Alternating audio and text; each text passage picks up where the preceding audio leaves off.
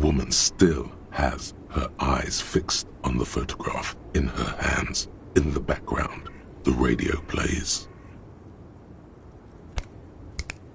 If you want her attention, you may need to be more forceful. Nothing. Her smile just keeps widening. Her hair is gray like lead. No response. Wherever this woman is, your words fail to reach her. Where am I? Who are you? The smile on her face has disappeared, replaced by the weary aspect of a cornered beast.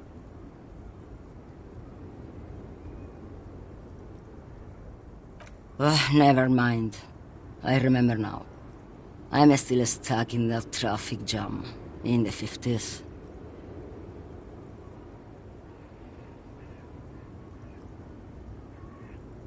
Back in Methka, during the time of the revolution, the sidewalks and cafes are filled with young people. I was on my way to see a new Boyadero picture starring Gabriel Buenguerro. Until you came along, that is.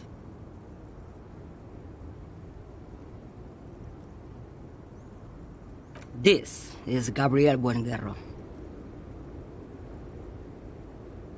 A strikingly handsome man looks straight at you, his head crowned with a wide brim hat. His hair is dark as an oil slick, and his jaw the most perfectly chiseled thing you've ever seen. This man's got a hold over her, even 50 years later. You can feel it. He was the biggest star of his day. Girls used to faint in the aisles of cinema whenever he came on the screen. And schoolboys used to memorize all of his lines. In all likelihood, it's a world that's only ever existed in her mind.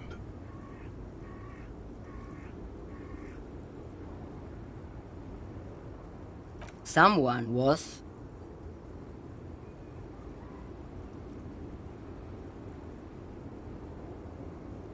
They are someone's memories, boy.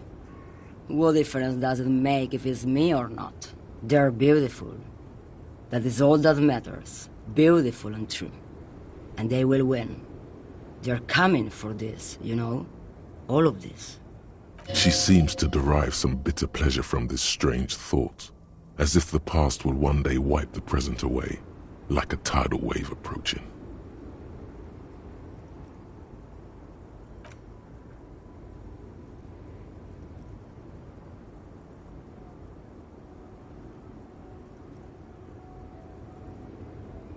While you, people, were tearing each other apart over your petty little revolution, in Methk, it was a golden age. Why not, Harife? It's not like I have anything better to do in this hellhole.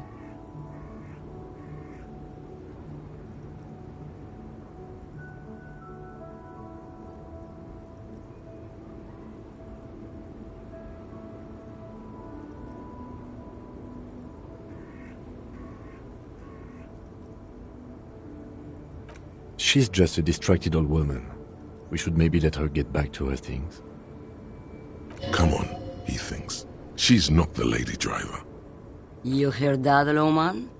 I don't think your partner likes you spending too much time with me.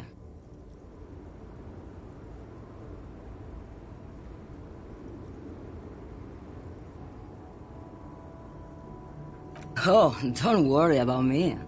I'm one of the best communers around. I drive routes no one else will. Lomonosov's Land, Udashnaya Zemlya, the Western Plain, the Transcatolia Magistral, you for 1A, Adestradas do Mirador, all the good ones, the deep trenches, where the bluebirds fly.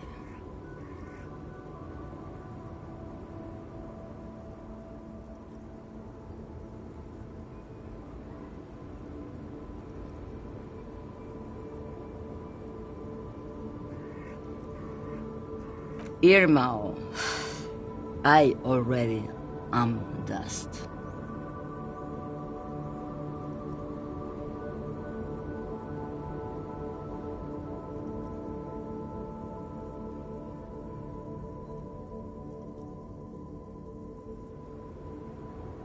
Of course not. To truly understand the Boyadero, you need to listen to On the Western Plain. It's an old ballad about a young girl who falls in love with a daring Boyadero. He promises to marry her as soon as he returns from the Western Plain. Of course not. The Boyadero returns from the Western Plain a changed man. One night, as he and his beloved are out walking along the river Maigret, she pleads with him to give up his riding and settle down.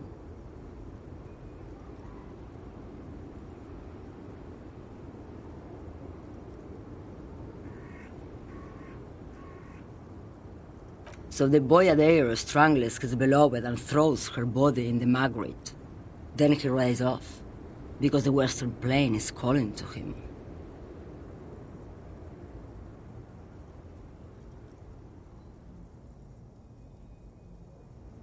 You have to understand, a true Boyadero needs a whole horizon to himself. He can't be tied down by man or woman.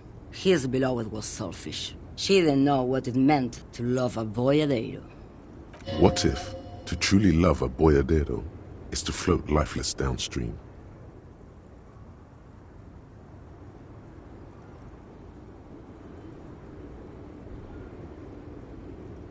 Diamonds?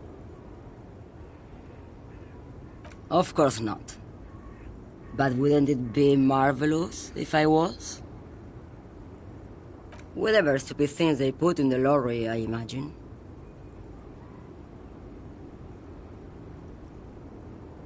I quit concerning myself with that a long time ago. Besides, I don't drive the lorry for the cargo, if you know what I mean.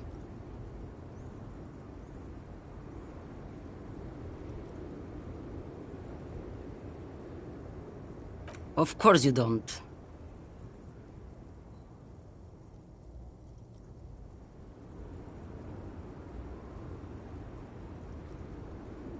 Yes, go. Enough jamboree. I need to get back to Mesky.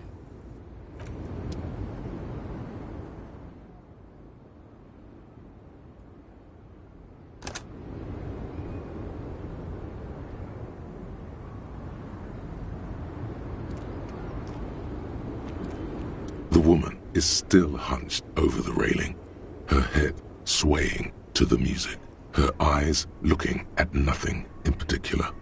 Huh? What is it? What do you want?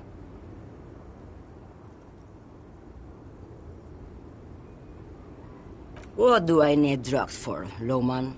What I see, what I feel. The great adversary, no drugs can compare.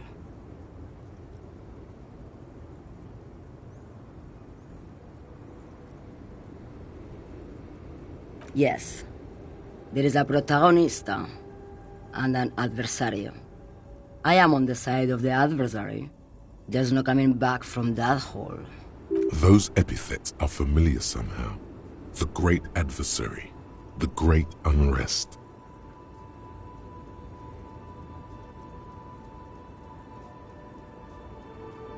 If you don't know,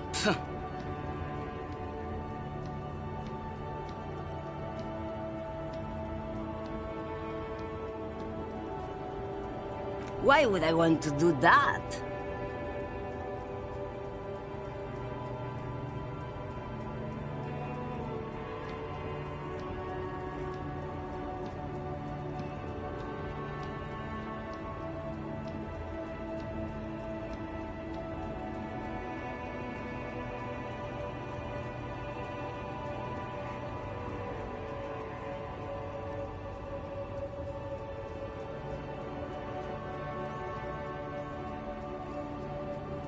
Lowman, what in the name of God are you talking about?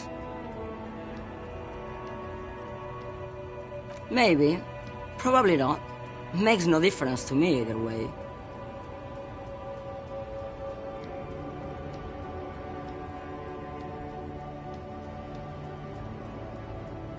Just this month, I made half a dozen trips from Saramiriza to Grad, on the U41A. What do you think they take from Saramiriza to Grad, Lowman? It's diamonds, Lowman, obviously.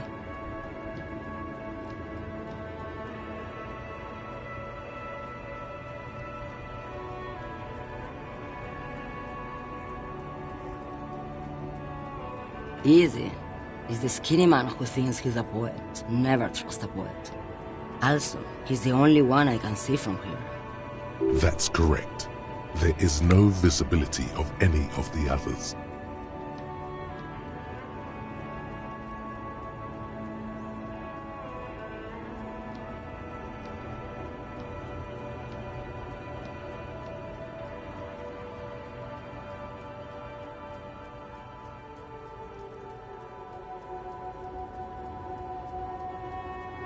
Where do you want me to go?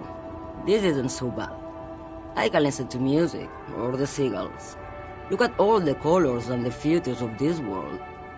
It's a good palate cleanser, this jamboree. Or I can just relax and let my mind carry me back where it will, to the Great Plains. I think we're done here, no?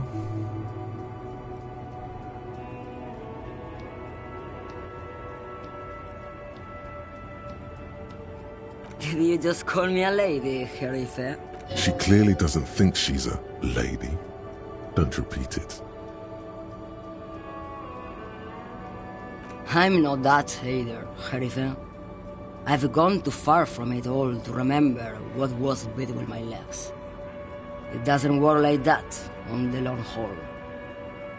I'm only terrifying to small children and to those who used to know me.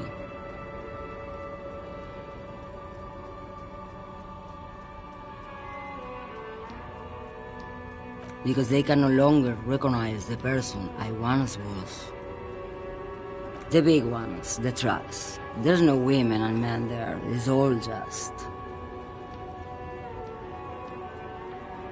In the middle of this town, there's a ghostly motorway. It takes all the people where they want to stay.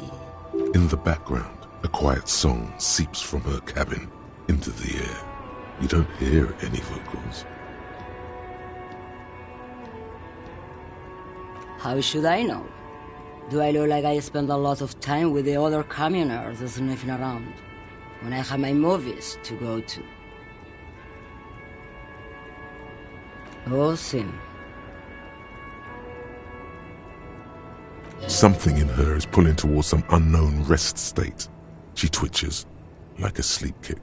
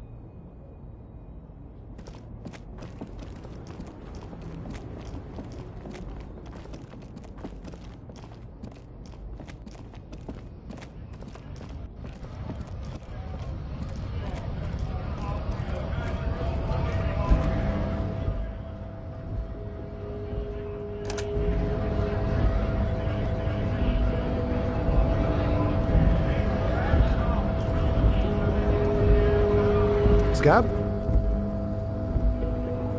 You're hazy on the notion of a scab.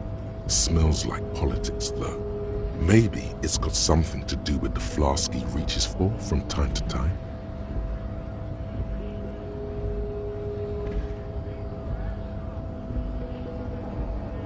A kind of a worm, content with mere survival. They come, they want to do our job for shittier pay, screwing over both themselves and us. Everybody loses. Beats me. Somewhere in the ground, I think.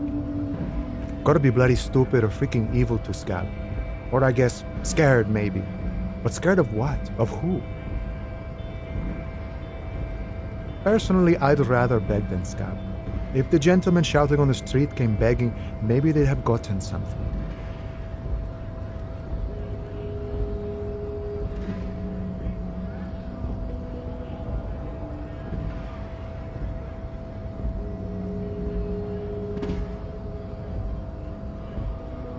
We've explained the matters, but they don't listen. This lot would be reasonable and go home if the big guy wasn't riling them up all the time.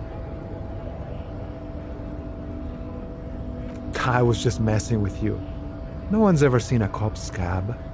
Imagine, you cops going on a strike, but then another cop comes in and says, "Let us cop for less money." Speaking of, what brings the RCM here, to the Wild North? Come to see the strife?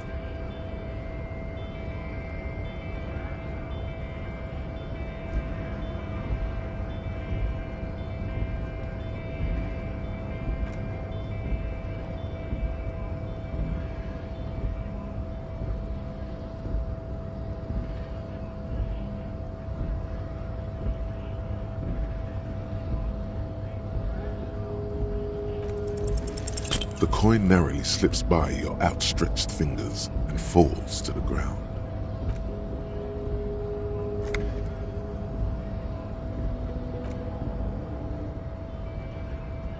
Lieutenant Kitsuragi picks up the coin and hands it to you.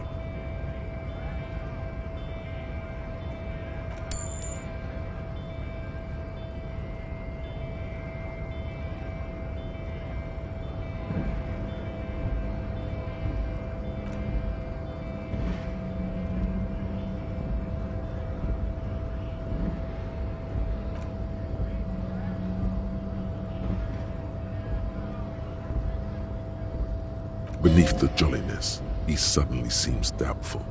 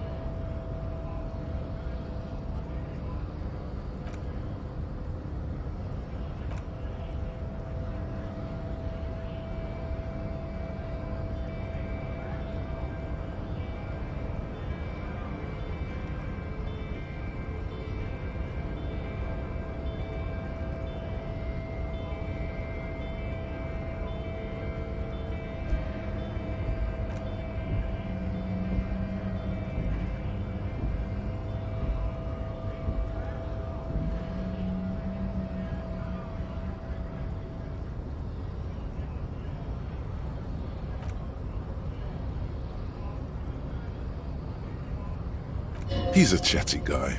Wants to talk about the strike. Return once you've met the union boss and are on a better footing with the organization.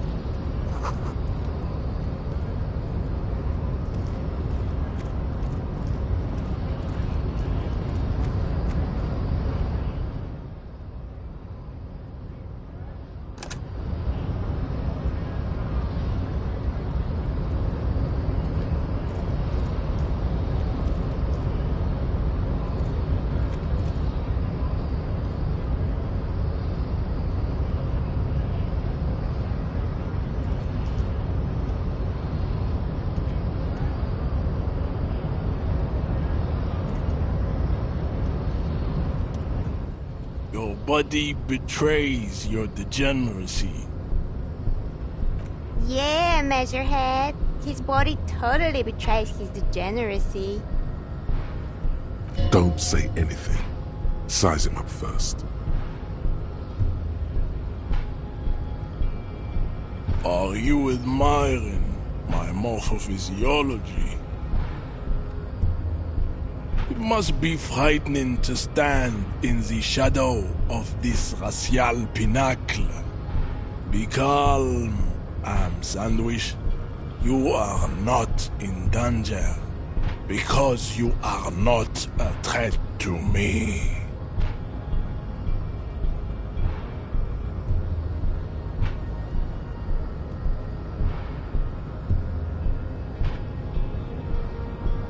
That is precisely the negligence that has led you to succumb to Al Ghul. You reek of it. An invisible sword of Al Ghul emerges from your throat. You cannot see it, but others can. It is making the woman in my company sick.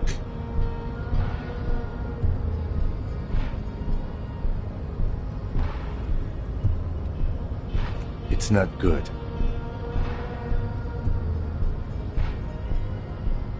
Yes, Al Ghul. Al Ghul is an ancient Ilmaran poison, a parasitic fungus that has colonized your race. It is a trick the desert pygmies played on you, for humiliating them and stripping them of their land. Correct, my small skull servant.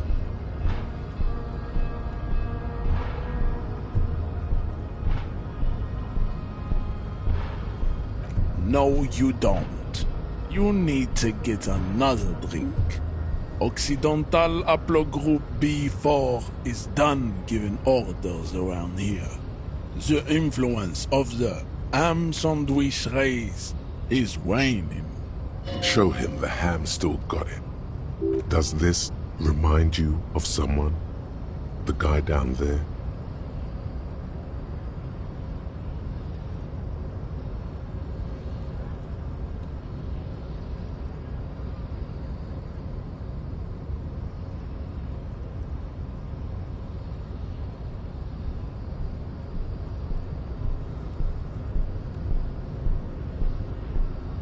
Look at my craniology. I am the pinnacle of my haplogroup. The pink blob is a bad example, even of yours. It saddens me. You were once a noble and powerful race. You gave the world eugenics, electricity, and powerful weapons of war like missiles and aerostatic aircraft. You made great gains in metallurgy, race theory, and statecraft. You dominated lesser cultures, like the deformed Hemians and the inexplicably potato-obsessed Khoikos. But now your ascent to the genetic summit has halted. You are obsessed with sadness and with frivolous pop culture. You will be superseded. Isn't that right, babe? It is, baby, yeah. You know it. There is a button right behind him, just out of reach. It must be the one that opens the door to the harbor.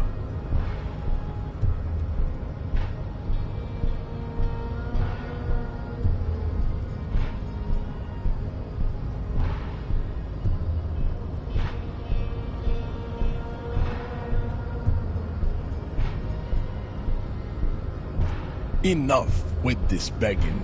You should leave the stage of history with dignity by inviting the other races to a great world war. Bring your troops to the Simonine Islands and to Boogie Street, and we will pulverize you. When you are gone, we will build a museum for you. The walls will be lined with bottles of Al Ghul, your beloved beverage. Inside, we will store the odes to homosexuality you call art, and your microcephalic skulls. There may be a peaceful solution to this. You could internalize Measurehead's race theory. He would take you as one of his own. Well, yes. Why? Don't you want to be a Seminese supremacist? So what if you're not Seminese? You can be anything.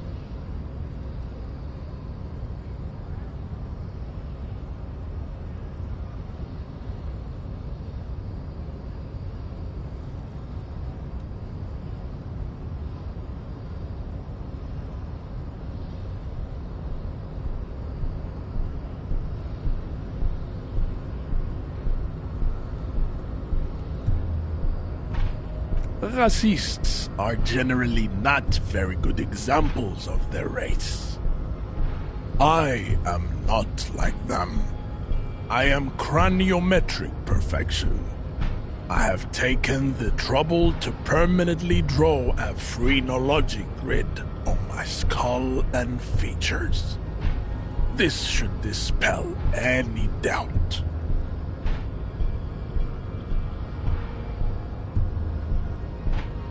Correct.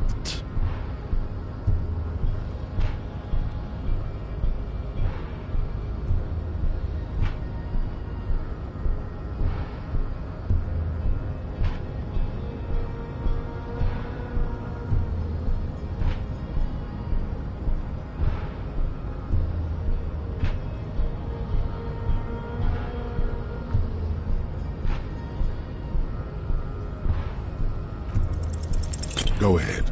Don't be shy. Just ask for race secrets.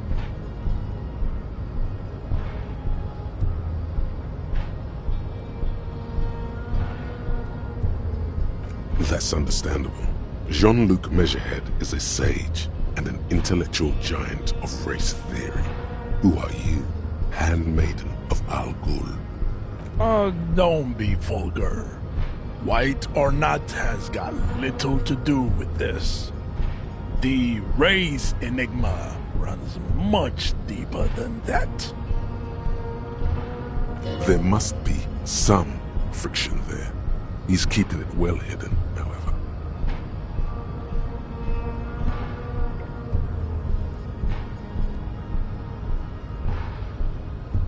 Mr. Claire is a man of vision and means. He has the will to confront polycultural capital, something your race, naivistic communists, never did.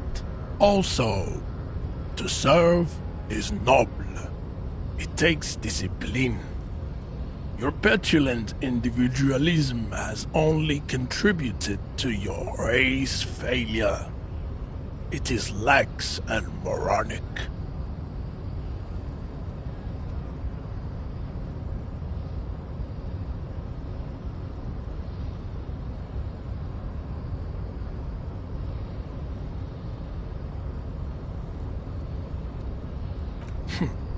Idiotic communism is the single greatest contributor to your race descent. Everywhere around you, the fruits of its failure to challenge the world order. Individualism, rock and roll music, sexually transmitted diseases, above all, rampant multinational finance still reigning large. Tell me, where have you gotten your love of pathetic communism from? Degenerate youth culture? Rock and roll music?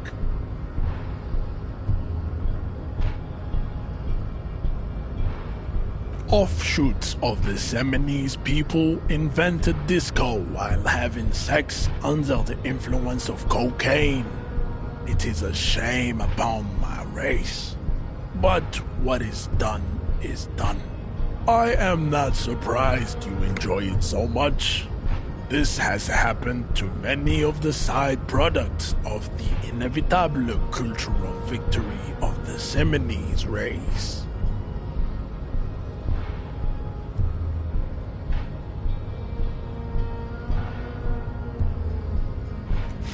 I can see that. The Seminese are the South Island race, haplogroup A4A, the rightful masters of the Insulindian archipelago. We descend from the Areopagites of ancient Pericarnassus. and arrived here 4,000 years ago. We are the future. That is all you need. I am a descendant. The narrow streets of Ulimbuir are with me in my genetic dreams. I see young Simonese women walk into the grey mass on Ile de Fantôme, waiting on immaculate conception from the pale. No, I have heard about it on the radio. He would be appreciative if you did not further chase this line of inquiry in front of the women.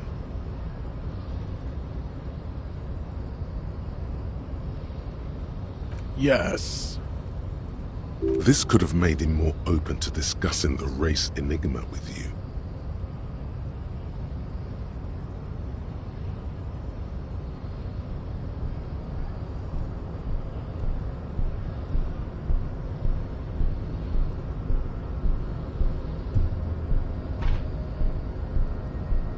I think this racist is better than the last, but the next racist will be the really good one.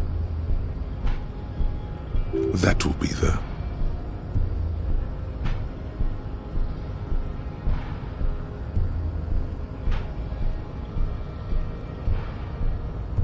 He will grant us 3 wishes. Your pedomorphic friend has quick wits. A protruding occiput and an indented zygomatic bone. The lieutenant does not flinch. You should keep him close. The congenital defect of farsightedness does not render him a complete invalid. He still has the use of his mind.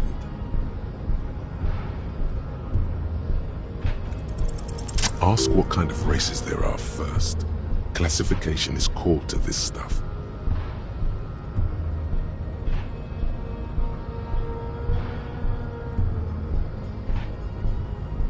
Do you?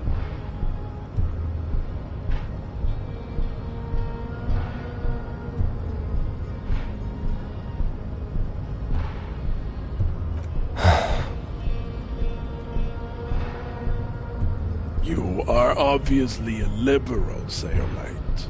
A polyculturalist. I can see it from your love of microtechnology and your sartorial choices. Do not deny your friend the truth you have denied yourself. There are 3 categories of race. Type A, the heroic races. Type B, the servile races. And the vile CF race cauldron of pederasty. Which one do you need education on? I knew you would go straight for the vile cauldron. Everyone does. You need to first learn about Type A and B to appreciate the depravity of the chimeric races. Yeah, I mean, otherwise, it just won't make any sense. Yes, it would seem nonsensical. Those are the Simonese, the Areopagite, and the Occidentals, excluding the Maun, of course. The Maun are riddled with eczema to the point where they find it impossible to smile. They are all lactose intolerant, a common result of inbreeding. A receding genetic pool has led the Maun on reprehensible street parades. In Maun cities like Stadskanal and Vredefort, wearing wooden clogs on their feet and little green tassels on their hats.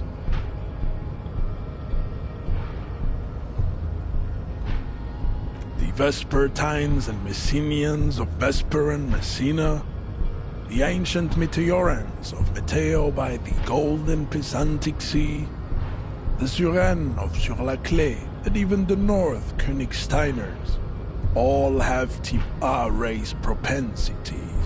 The other large Mondial civilization, the Mesk, are too yellow and oleaginous to count as a heroic race.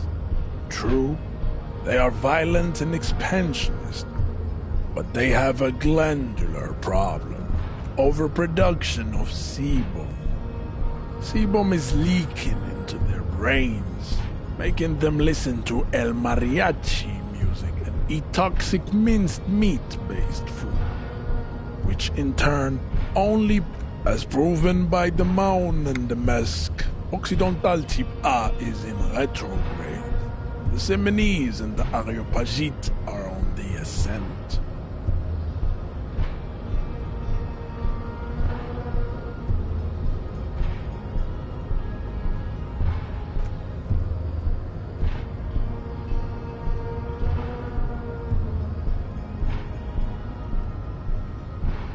Wait, didn't Ilmaran Desert Pygmies invent alcohol and get pillaged just a short while ago?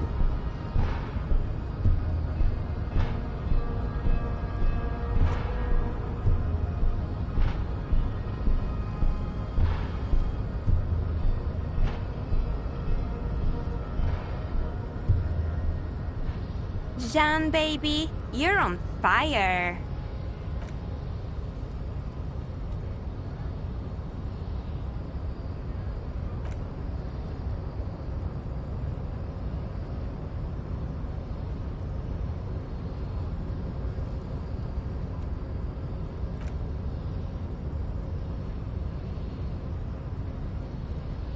Nature was not capable of more.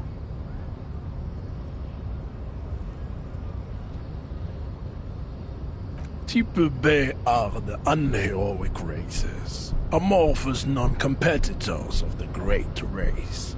The Khoikos and the Vacholier, they are mud-colored people. To an untrained eye, the Khoiko appear white and pinkish, like a ham sandwich. But look into their eyes and you will see. They are of an indistinct muddy color, and so is their skin. Unhealthy, sweaty, and ashen. Pinkness is a racial quality that has to be earned through centuries of advanced ballistic warfare and cultural domination that the Grad people have undergone for drinking Al Ghul and smoking the degenerate tobacco herb and for eating potato. The Khoiko, the countless micronationalities of Grad, are all inexplicably obsessed with potard. The only thing they like more is dividing into microscopic. Wouldn't he be one for ethnostates? They are microscopic. The Semeno-Areopagite superstate will cover the entire remaining planetary crust, uninterrupted. From Holy Semenine to the Boreal Plateau of Katla. Its leaders will be the genetic epitome of the Semenese and Areopagite stock, elected by nature, not the base inert spoilage called demos. The Vacholians, halfway between Type A and the racial Cauldron. Two makes to know right from wrong. You tried your degenerate little revolution, which was the single greatest failure committed by humans in our 82,000-year history on this planet. Is it 82,000 years that we've been recording history? You have very little idea of what is happening, but that seems a little off.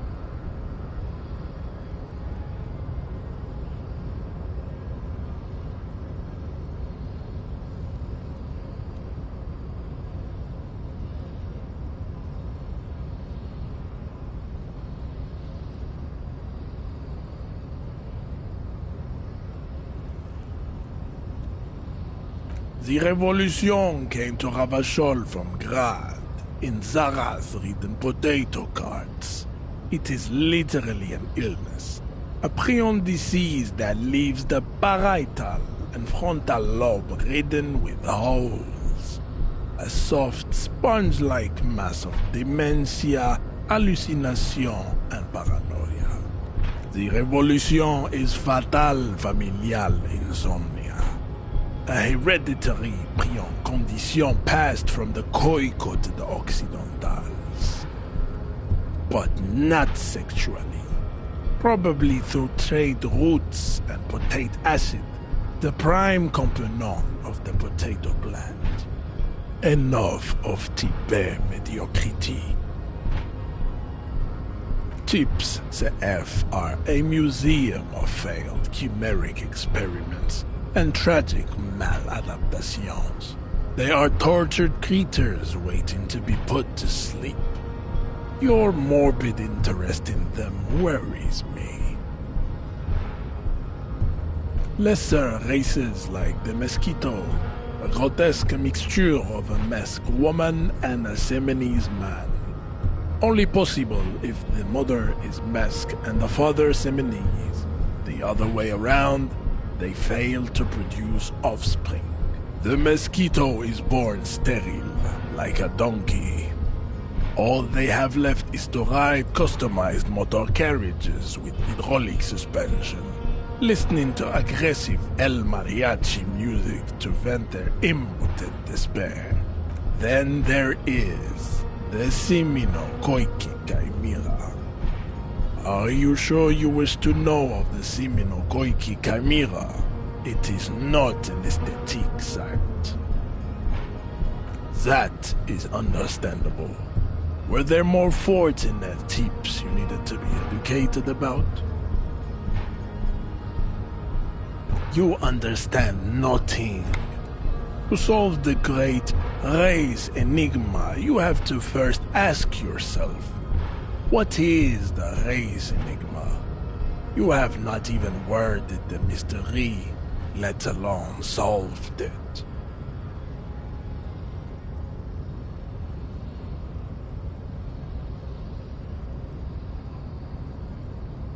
You need to internalize what you have heard here today, then return to me. This clarity does not come instantly.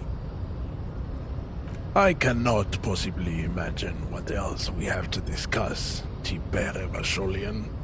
Your love for disco music and venereal disease?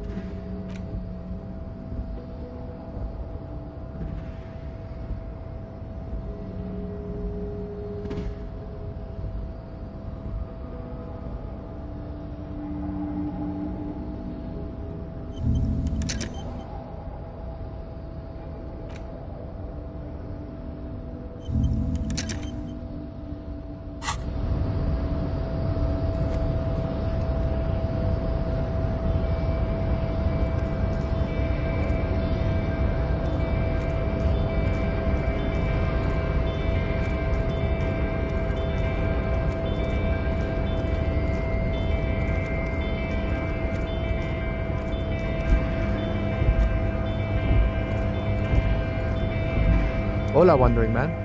How can I help you?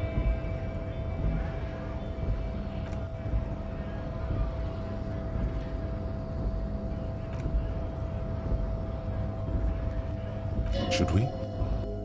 He's nice. I don't like He didn't do it. It's the truth.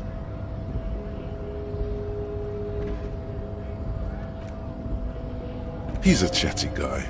Wants to talk about the strike.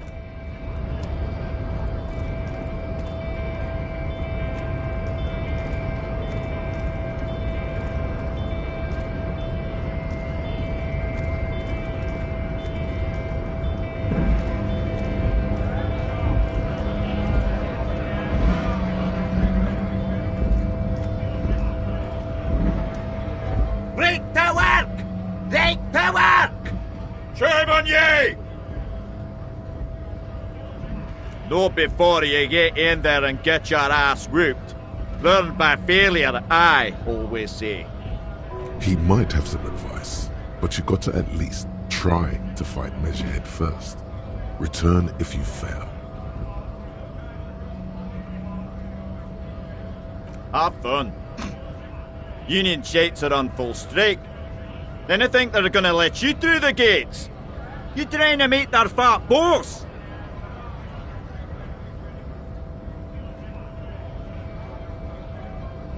The Bootermurder! The mention of a killing sends a barely noticeable shiver of tenseness through him. Interesting. What are you talking about?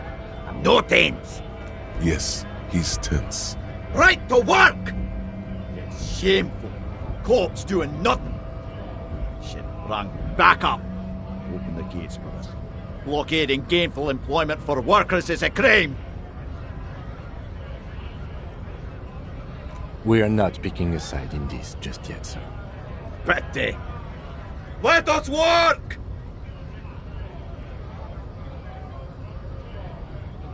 Honest men and women, with rights to work, to be useful. We came here to help the harbour run smooth. I have a question. Why do all these men follow your leadership? You think they follow because I'm big and loud? No! They follow the rules of the market, the rules of the economy, because they were given a job to do. You've been talking to him for quite a while now. Something is off with this guy. Ask him where he's from. What at te ye?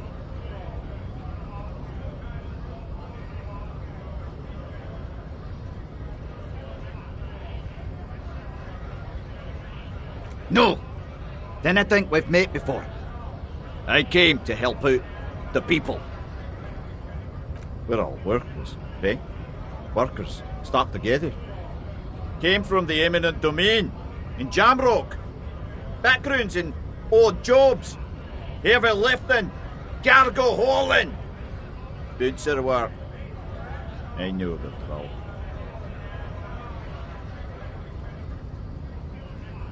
What's that? Territorial? Ring a bell? We're done here! I have a strike to break!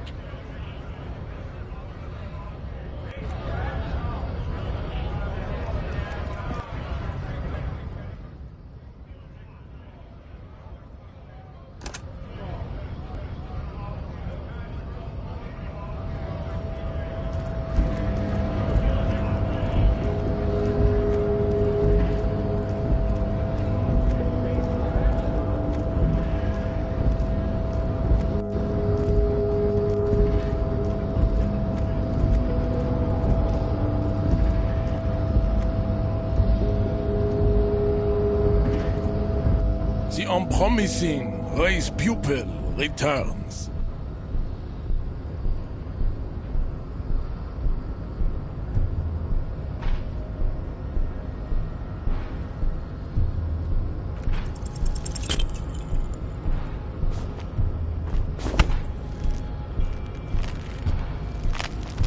How did this happen? Your little fist is in his giant hand, and he's squeezing it. It hurts. You must be out of your mind, degenerate drunk. Say it. I am a degenerate alcoholic. Your fist cracks in his hand like a ripe apple. Pain shoots up. The words to the song have changed. Say, I am a violent drunk. You feel something in your chest, an unnatural pressure. It's spreading to your left arm, your jaw. Yeah, screaming isn't happening on account of extreme shortness of breath. You're just making it worse. Oh God, there's no shame in surrendering now. We all do. It gets so dark. You don't even see her face, like you always thought you would. You only see pain and fear.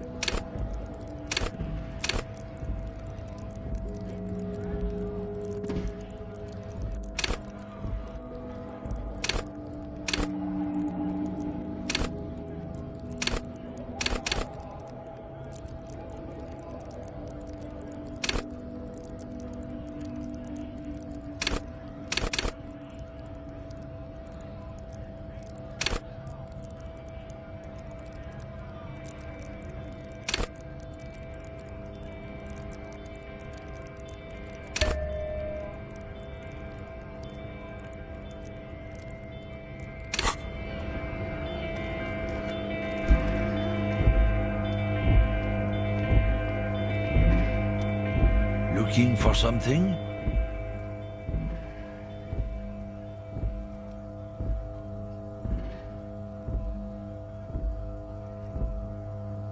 I don't know what you're talking about.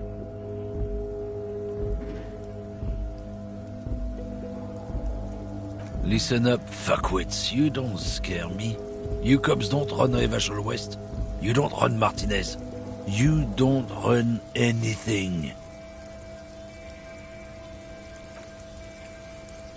No. He means La Puta Madre. A legendary, and not in a good way, crime boss from Jamrock. Controls what is probably the most powerful organized crime outfit in Revachol West. Looks like the lieutenant has a plan. Let him do this. Yeah, him.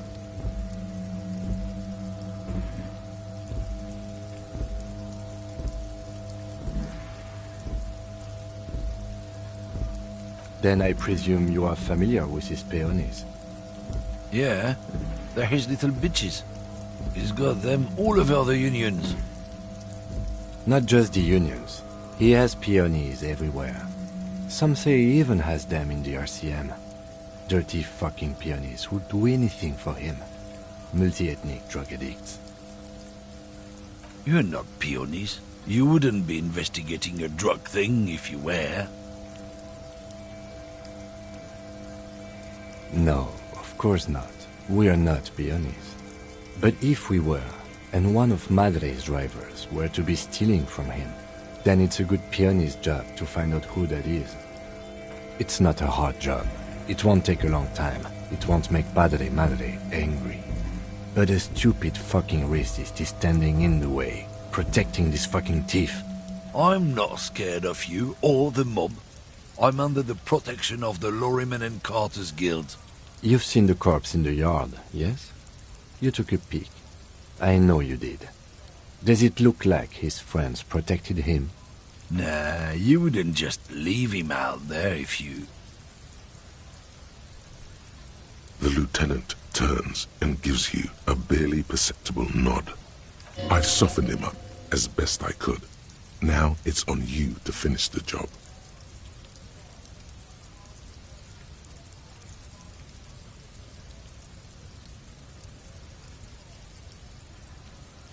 No.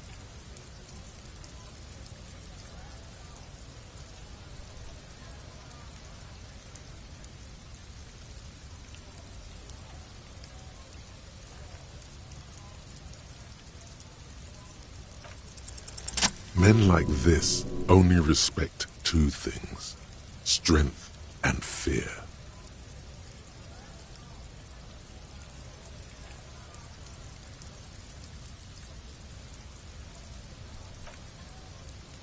Fuck you, I told you. I'm not gonna... There. His voice grows smaller as yours.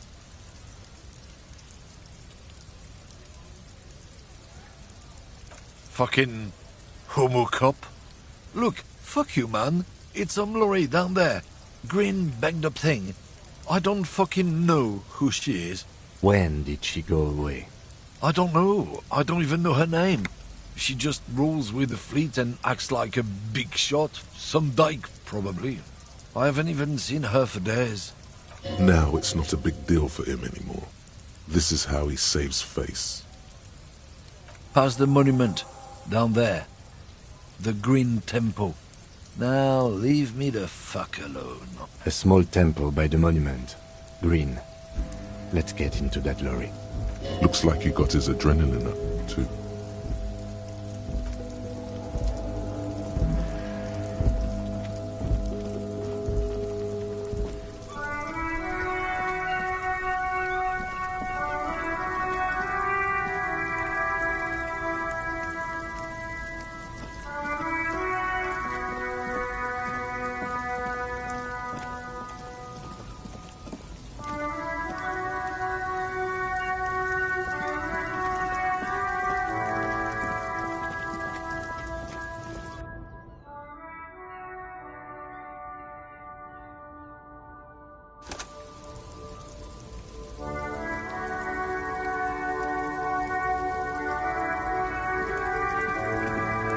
This screen found, A to Z, Contemporain, is parked in the shadow of the ruins looming overhead.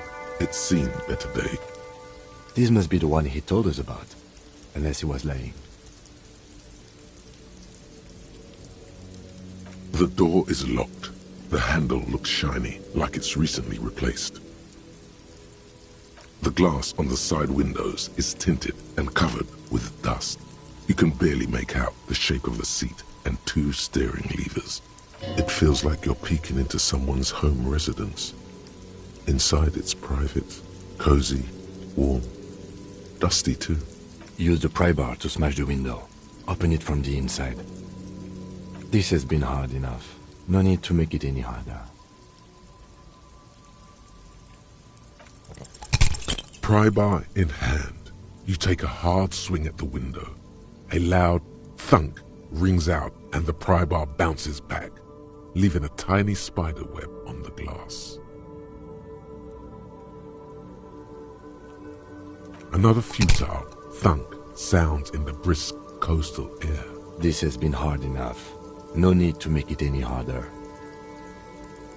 He smashes it into the window. Droplets of glass fly everywhere, shattering over the lorry floor and pavement. You can just reach in now. It went better than I expected. Open it from the inside. The smell of cigarettes and perfume welcomes you. The cabin inside is plastered with old movie posters. Actresses smile from the walls. There's a radio transmitter in the front and a toolbox tucked under the driver's seat. Some tools lie scattered near the pedals. These are movie posters featuring starlets from long-forgotten films from the 20s, the teens, even the 90s of the last century. One of them particularly catches your eye, a centerfold of an ingenue attached right above the back seat. The actress is draped in a sheath dress, one of her shoulders bared. The faded remains of an autograph run across the poster.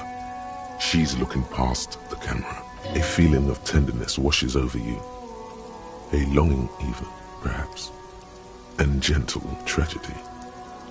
This is Tijon, a starlet from the dawn of cinematography, less known for her talent than her tragic, untimely death.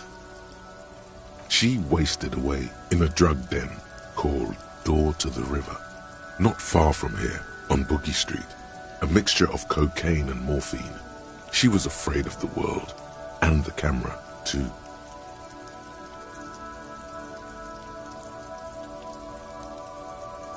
The actress is draped in a feeling of this is she. The actress is a feel. This is she wasted away. The actresses and the rear actor all smile you a warm goodbye. A radio transmitter is attached to the dashboard. A metallic drawer slides out from the seat. It's empty, except for a folded newspaper. It's an issue of Périphérique from last Wednesday. A piece of paper falls out from its pages.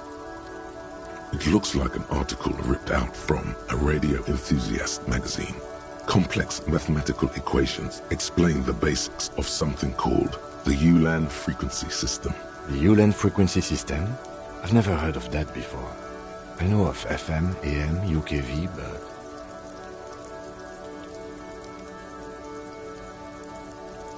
The pull-out toolbox slides back into its nest.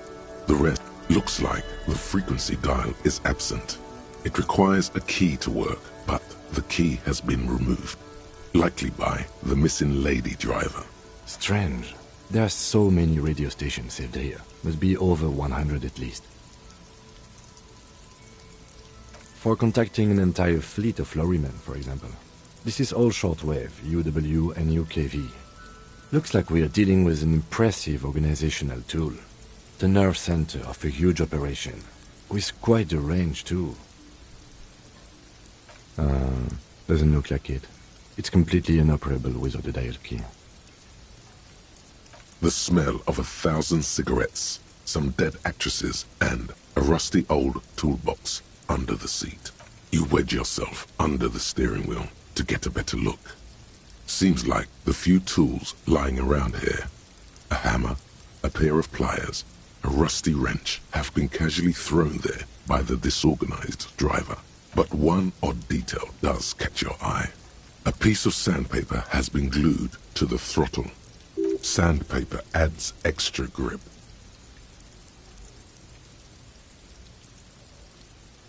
Sandpaper? A novel technique? The movie stars are still smiling from the walls. There's a radio transmitter in the front. You close the rusty old lorry door. Great. I think we got everything. A word, detective? Before we return to Joyce? Volumetric ship compressor. Bizarre scientific news from Revachol West today, where a police officer's shit has been observed at a pressure of around 495 gigadecimals. These metallic hydrogen levels of shit togetherness were thought to exist only at the center of collapsing stars, not law officials. It remains to be seen how long the shit singularity lasts.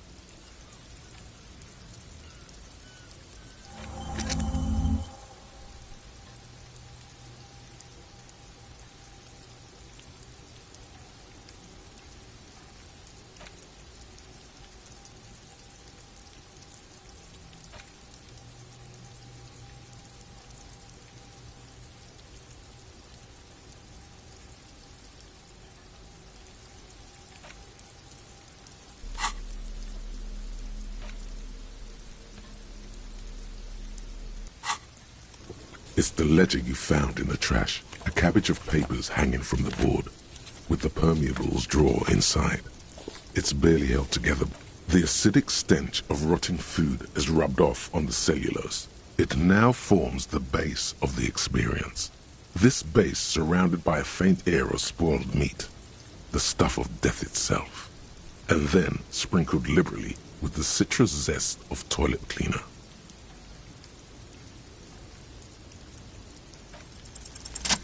Yes, you can piece them together using the alphanumeric code on the margin. It always begins with HDB41, then date of initialization and time of arrival on the scene, followed by the title. For example, HDB 41120111700, the next world mural. Why yes, your precinct number is 41. Every last alphanumeric in the files begins with it. And these are your case files. It's safe to say HDB are your initials.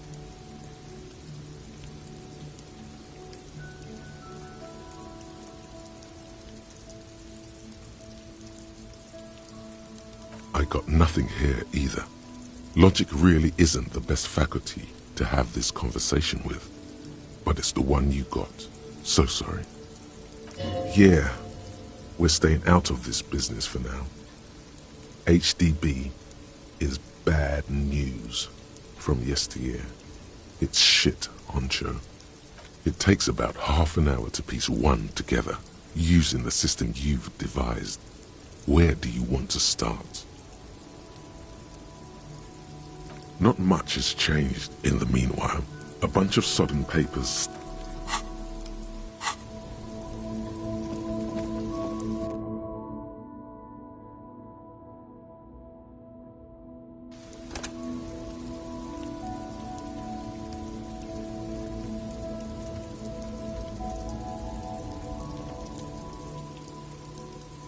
All right, we've finished here. Let's quickly debrief and go over what we found, so we don't do it in front of the company rep.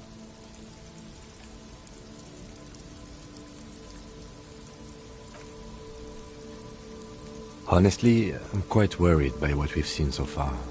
The evidence seems to point to a rather extensive and well-organized operation. I'm especially intrigued by that radio transmitter, particularly the sheer number of stations it can connect. Looks like this alleged drug trade casts a wide net. I'm not sure what the ULAN frequencies are all about, but they may hold some significance. Perhaps it's a better way to connect between fleets while avoiding frequency bleed, or maybe it's used to tap into RCM networks. We didn't find anything conclusive linking them to the smuggling operation, but somehow I doubt that Evrard Clare would be oblivious to something like this happening right under his nose. My suggestion is, we use it against the Union in any way we can, to our own ends. It's a slippery hill, but we just might be able to pin them down, indirectly, down the road. We should return to the murder case, see what Joyce tells us about the lynching. When we are done for the day, I call my station and suggest our narcotics department look into it. There are more than enough grounds to start an official investigation, sometime later when we are done here. We do not want to get caught in that. The fact that one hasn't started already gives me pause. An investigation, I mean. Especially if the Madrid grouping is involved, and I can't imagine they aren't. It's certainly worrisome. All the same, I don't like the idea of internal affairs descending on the matter. That won't help anyone either. As elegant as they are, I don't think they are relevant to the drug trade. Yes, well... Unimportant.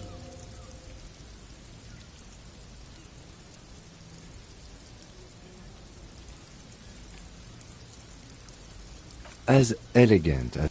Yes, well... Unimportant. Debrief over.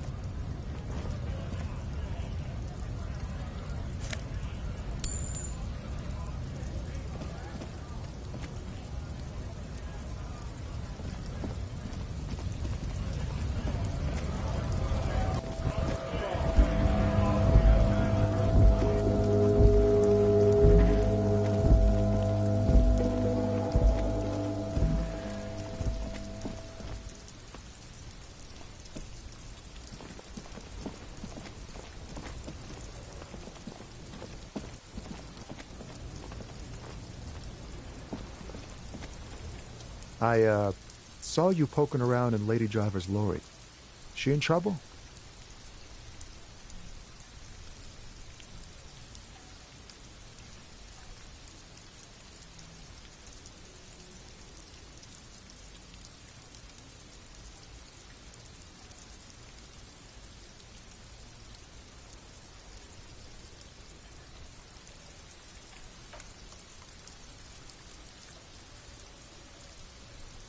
So that's what that emotion was before.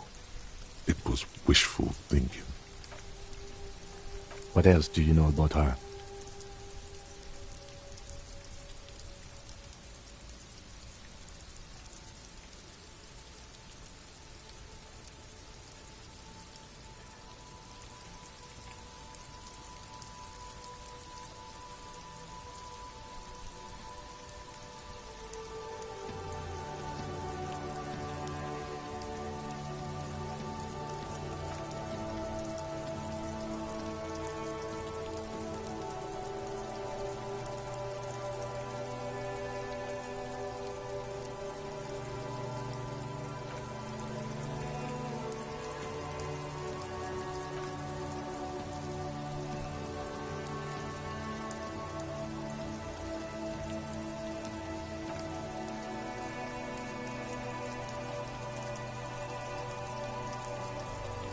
The correct grammar is Tommy Lahom.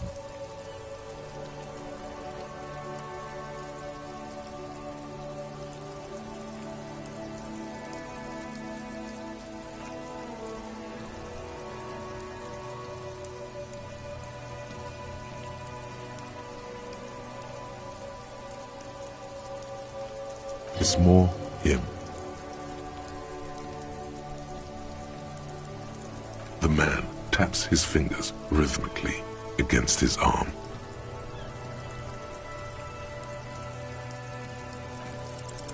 Wait, there's something here, stored away in some dusty corner. It starts like...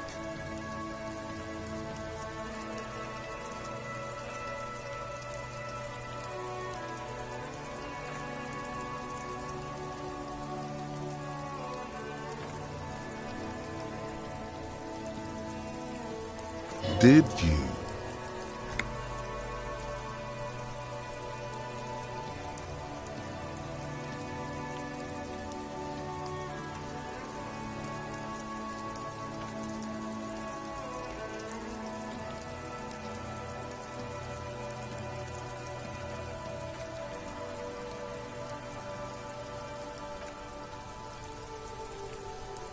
In a small office behind the old military hospital, hunched under the green glow of his desk light, Officer Hans Blau browses through a test print of his Futurist magazine.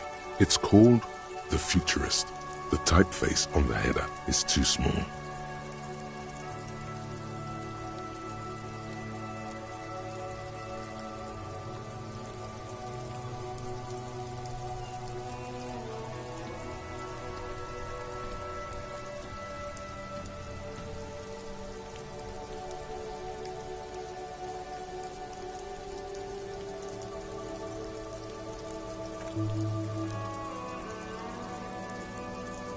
You found some common ground with this man. Even impressed him. The next time you look in the mirror, though, remember those words.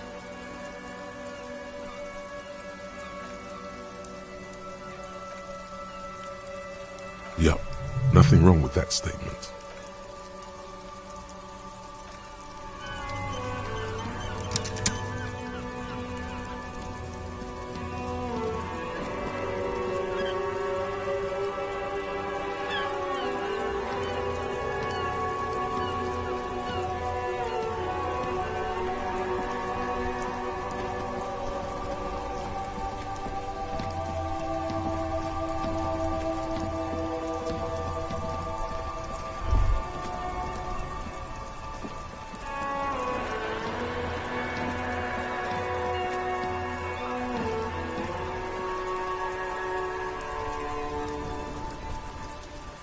Life doesn't need to be a struggle.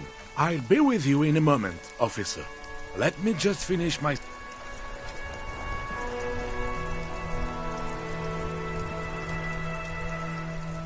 Have you no shame? Whining about your back every time you bring out the measuring tape.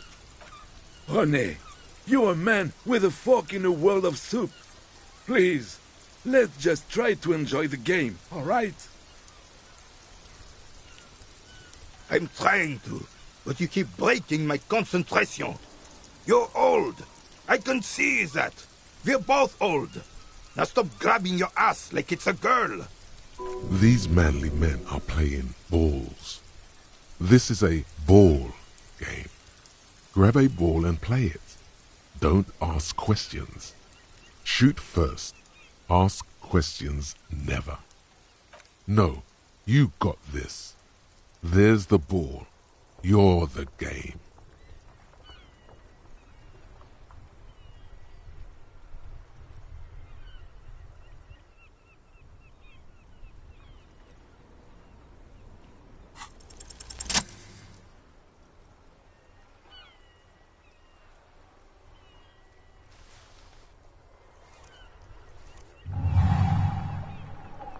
You are immediately surprised by the ball's lack of weight.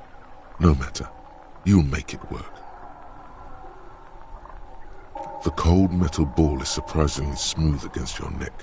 It has a pattern on it, probably a sponsored ball. Yours would only be covered with bumps of learning and scars of victory.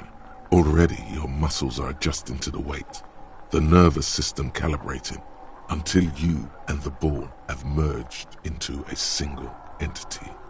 The man ball is ready. A chilly breeze ruffles your hair as you stand there, feet firmly planted. All sounds, smells, even the wind, everything fades until the only thing left is the union of man and ball. An embodiment of pure motion, a fine-tuned locomotor running at maximum efficiency. Some would still say you're a cop, but I guess we're beyond that now.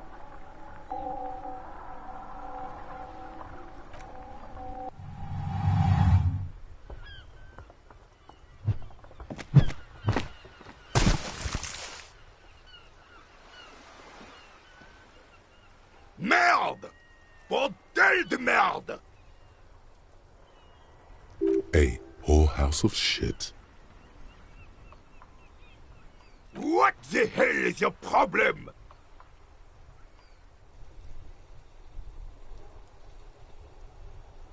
I don't care if you are a cop. You do not just ruin someone's game. It's so goddamn disrespectful. You vandalized our game, son. We can't play pétanque with 5 bull.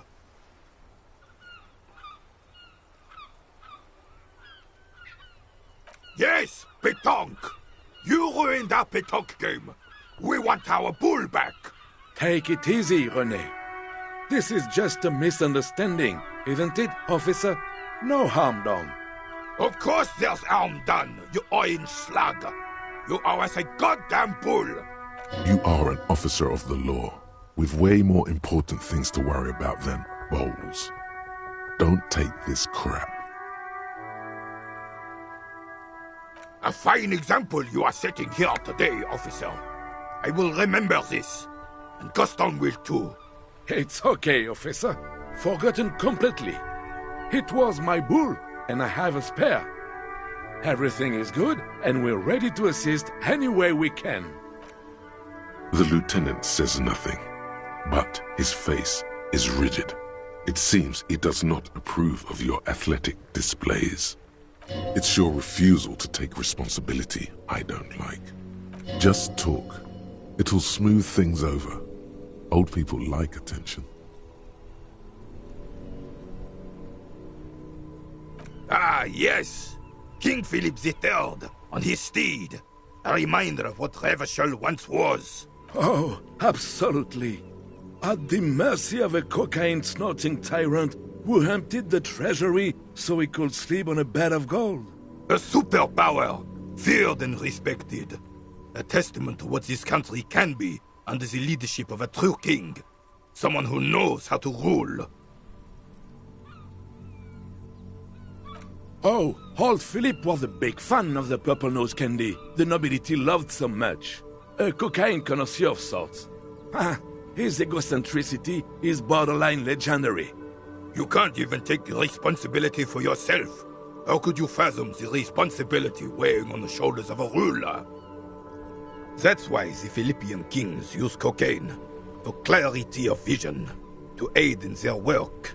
Regnum cocainum, Revachel's finest years. Of course. Clarity of vision. Awareness. Philip III was even brought into this world with the help of cocaine. The court made him administer the dose to his mother when she was in labor, and it is well known that with the help of cocaine, only the purest, of course, he was able to connect with higher realms. Higher realms. Of course, it all makes sense. He's just making excuses for the king's habits, isn't he?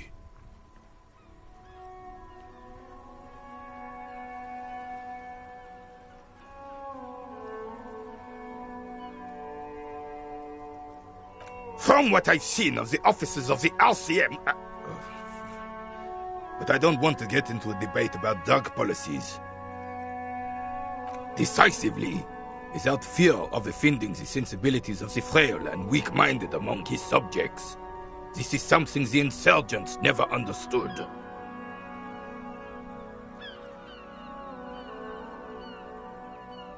A nation is only as strong as its leader.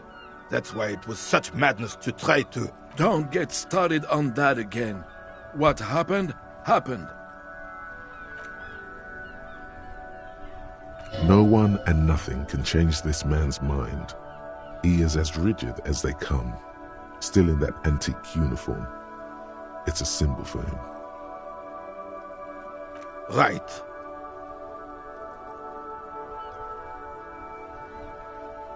Yes. The terrain here provides an interesting variety to a familiar game. I do. Fire from heavy artillery. Why what? Because that's what happens when communards hijack your country, execute your supreme leadership, and turn your capital into a slaughterhouse. You use heavy ordnance to clean up your home.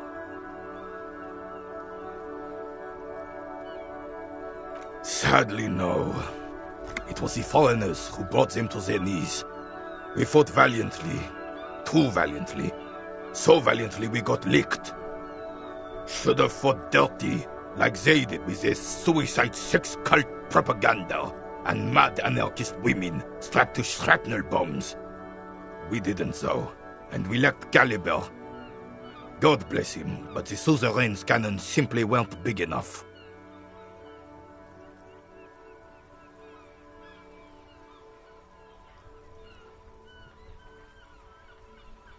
This place is a damn beachhead, son. They didn't do it because they didn't like it.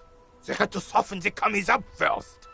Yes, the military coordinated amphibious landing to take back Revachol. He finds your lack of historic knowledge troubling, a sign of mental deterioration in the preceding generations. Martinez was used as one of the 3 footholds in Revachol during Operation Deathblow in 08. The other 2 are off in Stella Maris and the Delta.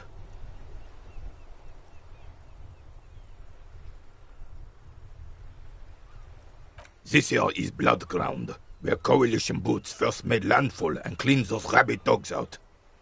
Most likely, we're playing pétanque on their mangled corpses. Blood Ground. You got old René going there. Like he isn't hungry enough already.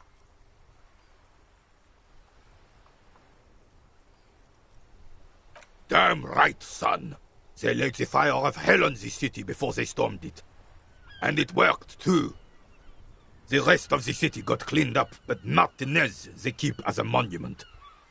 And now the Union Socialists are practically running the place. Well, it's your own damn fault. You, we, the Coalition, Revachol, whoever you want to blame, never finished the job. Officially, the party never surrendered. Of course they still hold influence.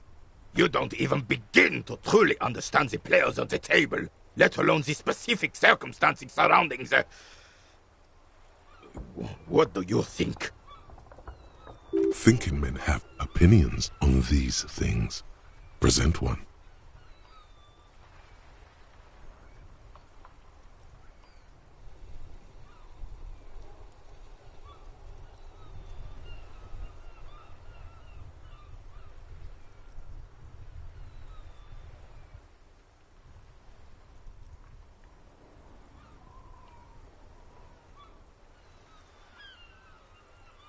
I'm sorry it had to be them.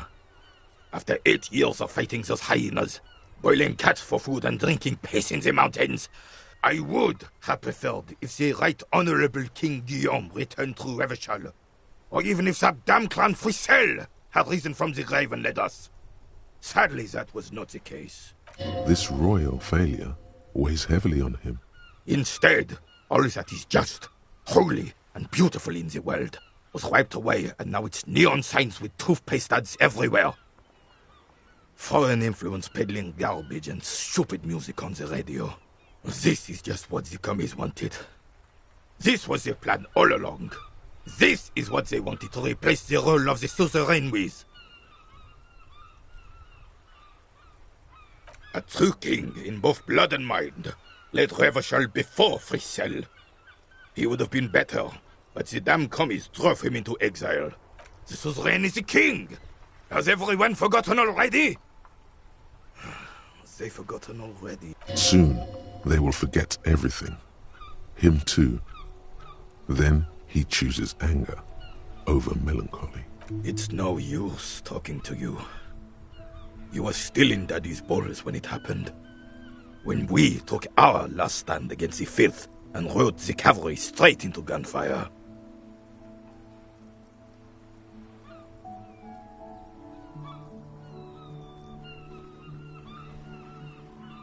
Unfortunately, I don't. Unlike most of the locals, I have no qualms about assisting law enforcement. But this affair has passed me by completely. In Martinez, the Union is the law. So can you really blame them? Cop is a pejorative term. I don't have a problem with policemen. On the contrary, I admire the effort to bring order to our streets. He doesn't know about the crime. Your time is better spent discussing politics. I'm confident they are indispensable in regard to all the paperwork and other administrative duties.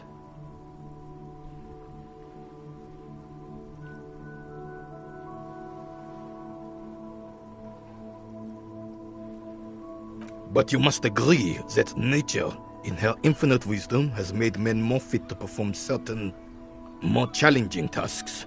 Don't you, officer?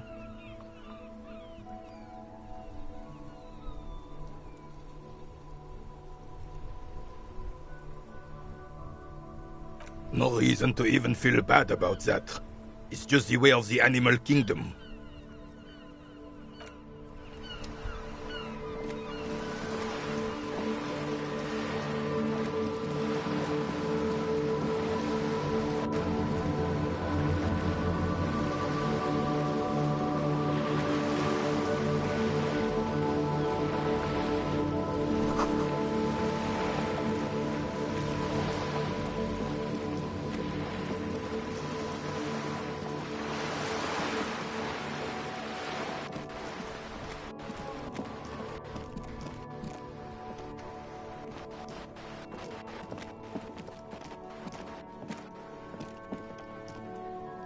This is a wall on the side of an apartment building.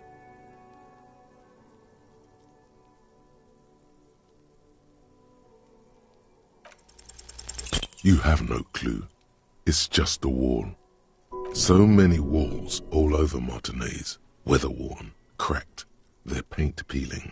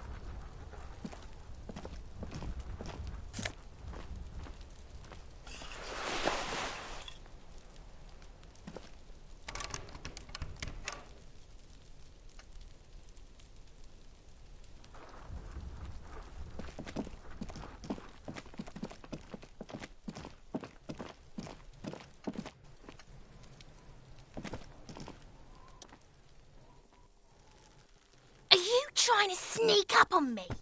Come to slit my throat in my sleep? Pig's come to take me out, trying to snuff me out. Don't get fucking clever with me, pig. You think you're so clever.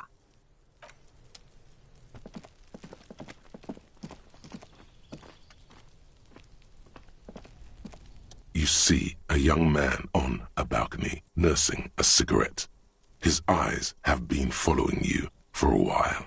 Not looking for any trouble, officer.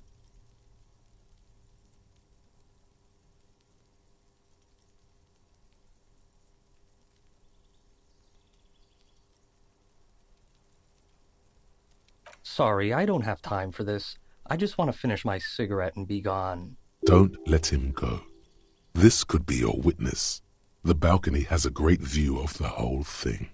Is it really that important?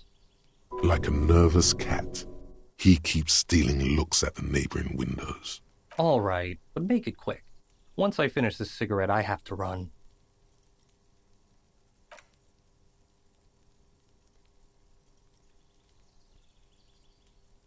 We will remove the body as soon as possible. Now tell us, where were you last Sunday?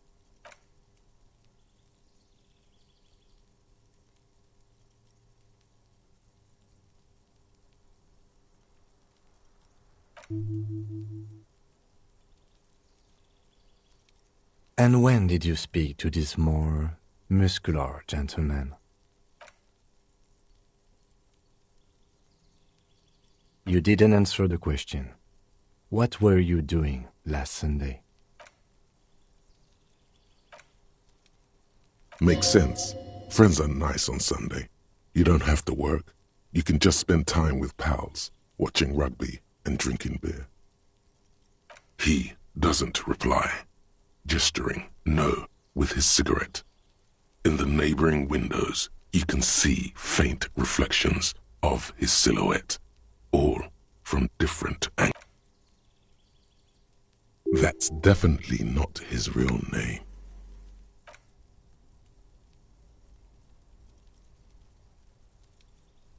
Ask him again.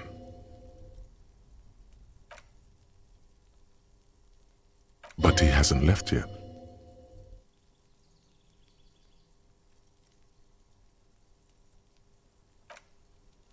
We will... And when did you... You didn't answer... Makes sense. He doesn't reply.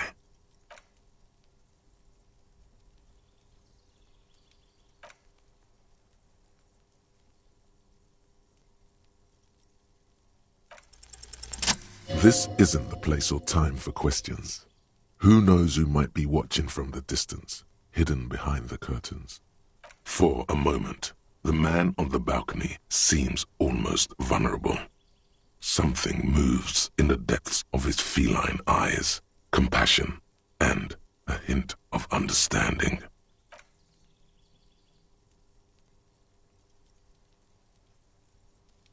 But, hold on, what's that?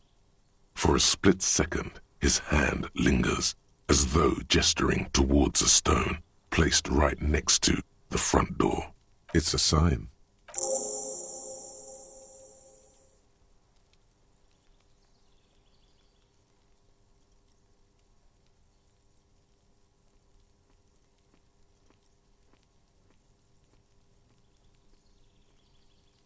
He's gone. No point in running. Tenements like these often have multiple exits. If he doesn't want to talk to us, then he'll know how to hide himself. He could be a witness. Him or his Sunday friend. Either way, we need to look into that muscular type who's asking about our case. He did leave us a sign. Did you see that?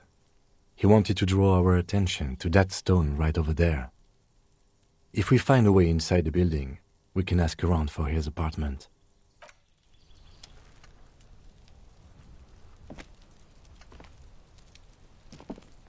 A stone, like any other, lying in a whirl of sleet and mud. Maybe there's something under it. There's a key beneath it, rusty from... This must be for the front door. Pity doesn't have the apartment number on it. This building has many apartments and the man can be in any of them. We'll just have to go in and see.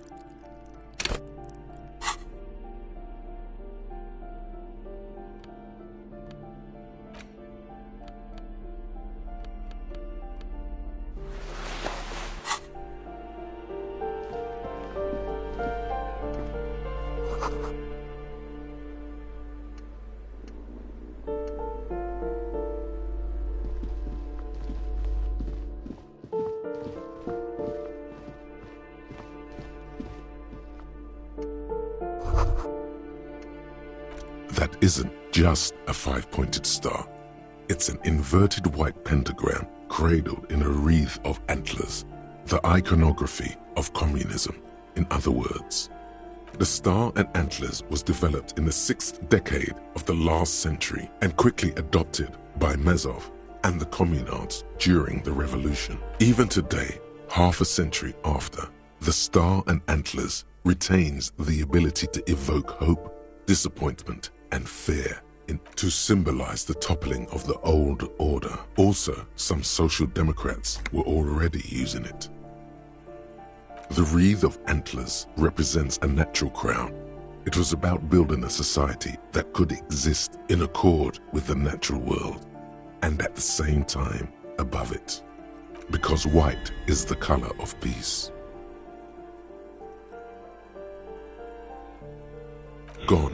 Gone is the glory of hope.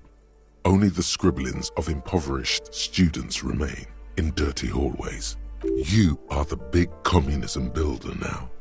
It's you or no one. Advanced race theory. Everything is calm in the eye of the race storm. Your mind is lucid and bright. The mind-bending phylogenetics appear more distant and, to be fair, a little ridiculous. The great race mystery has cleared up. All that's left to do is verbalize your thoughts. Go and talk to Measurehead about your newly found insights.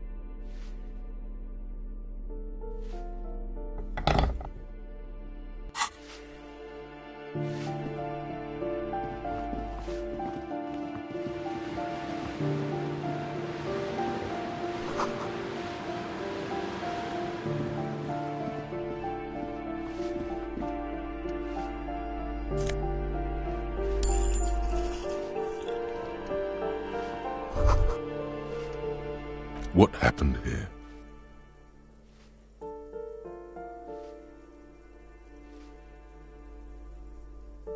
It will still be accessible through the apartment next to it. That one didn't have a door. Sadly, nothing of great value remains here. Indeed.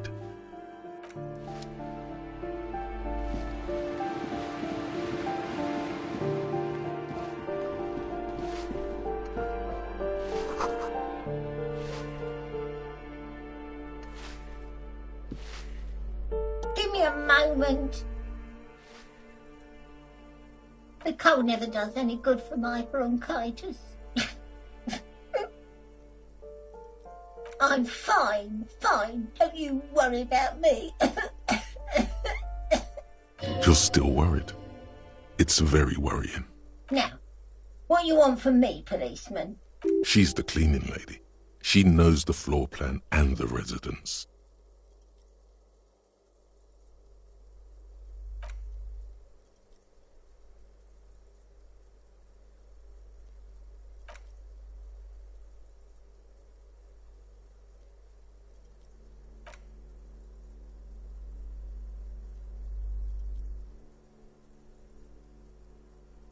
What was so funny about that?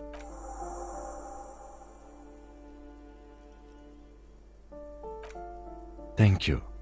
We should go check out his apartment on the balcony. See if he's home.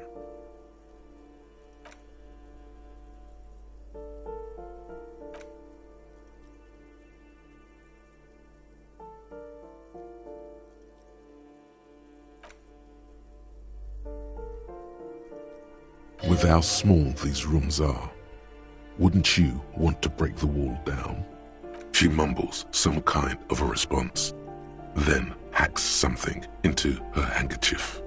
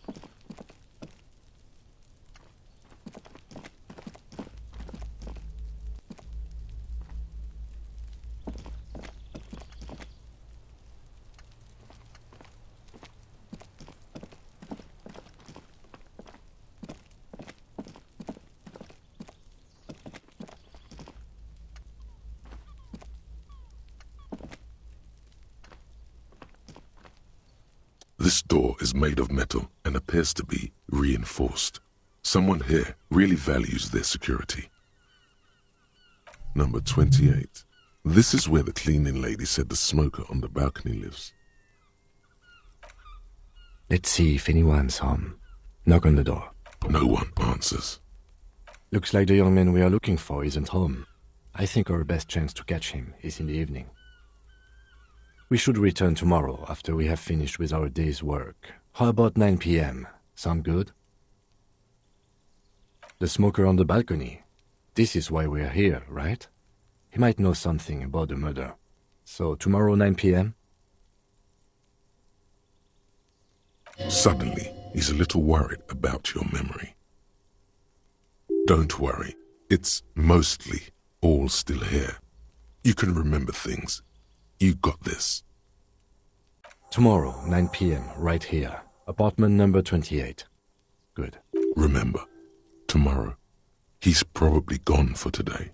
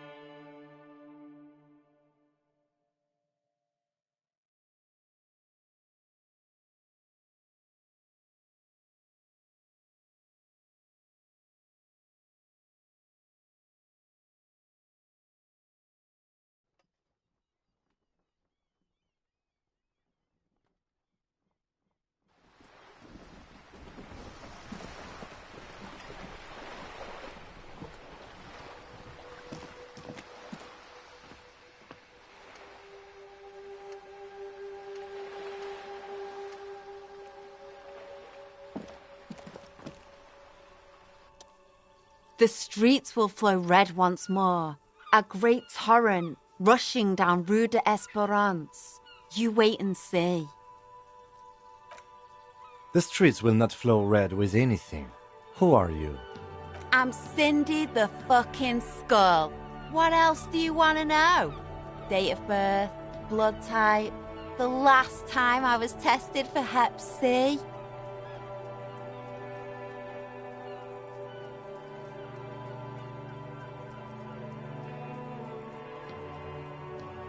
Go where?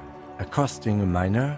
Listen to your partner, pigman. Keep your grubby hooves off little old ladies.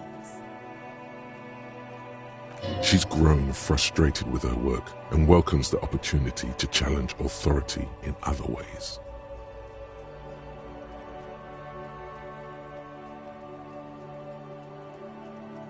She turns her head to face the coast and nods disdainfully toward Joyce, performing maintenance on her boat.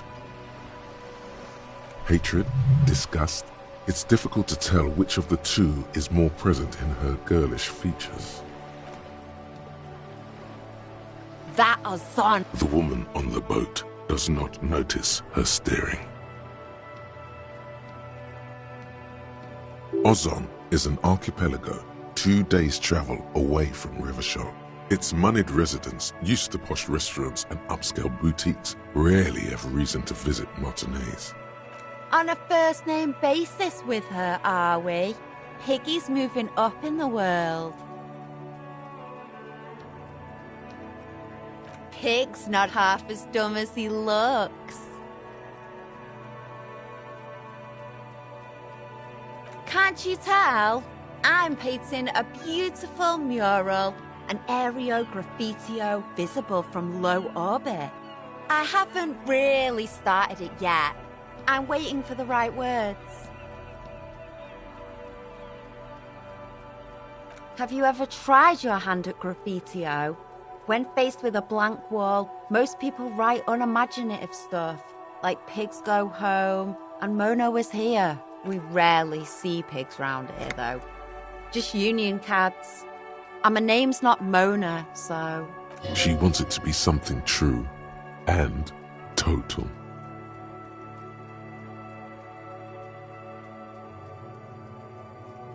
This place is severely lacking in havoc. Not even the occasional trash can fire to break up the tedium. I thought I'd mix it up, you know. Summon the forces of crime and social chaos with a wall-sized invitation. Yeah?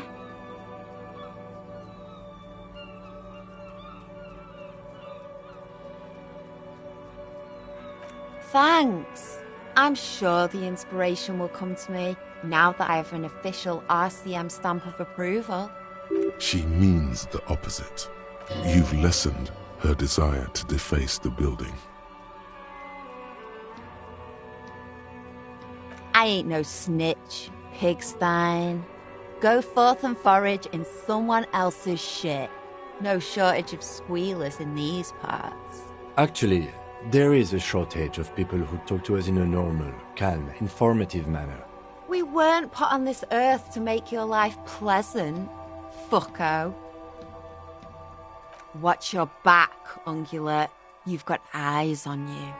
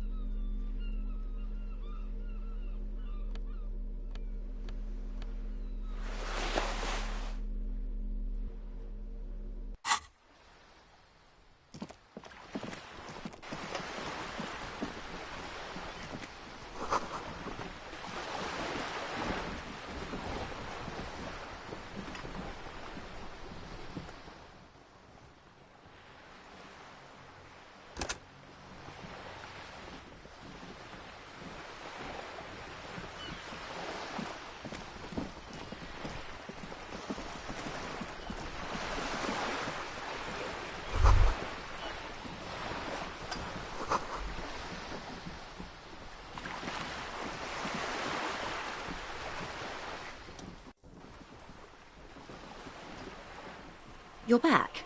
Good. What can I help you with?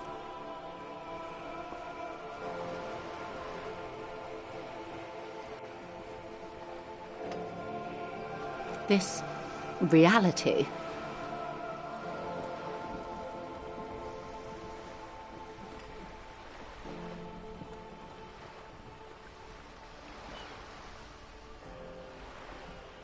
Ah, yes, the episode. Sounds like an acute case of encephalopathy, now that I think of it. Don't be phased, madame. He functions perfectly well. He only needs a lowdown on all of reality. We may be here a while then. Ask away, officer. I'll help however I can. All right, we're in. I know these all look good, but begin with the first, okay?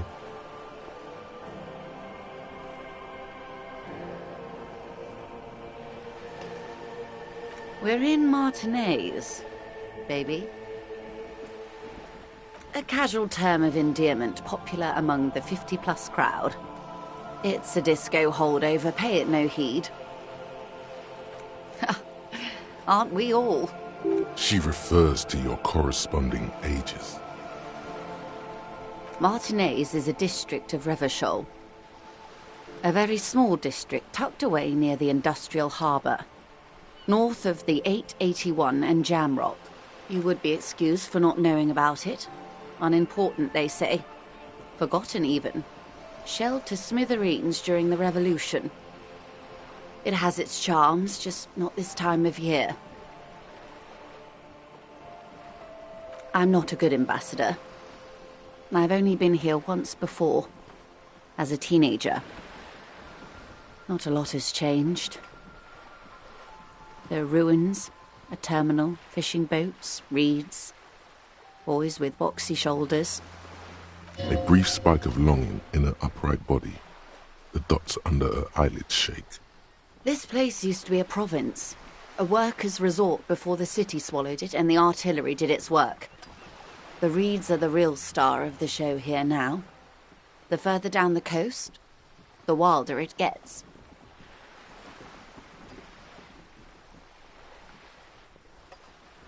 Yes, I was slumming it with some girlfriends of mine. We had boats and... Don't hold it against me. The boys certainly did not. There's a spark in the air, a live wire hanging in the wind, in your hungover neocortex. Then the sea air cools it down.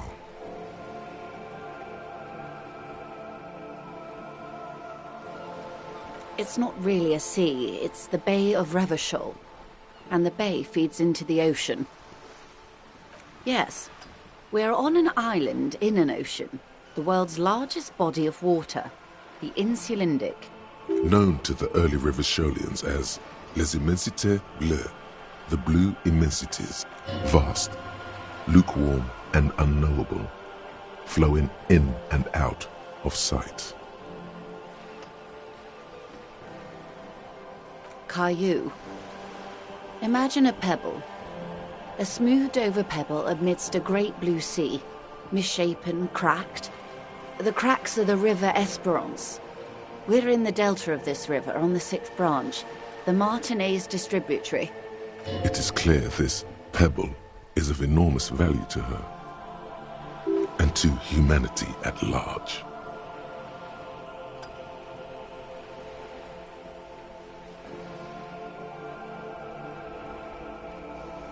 I would be happy to. What is a preposterously expensive education for, if not sharing? These are unimportant times, Detective. You and I were born after the dust had settled. 1,000th of a second too late. For the big time. The revolution.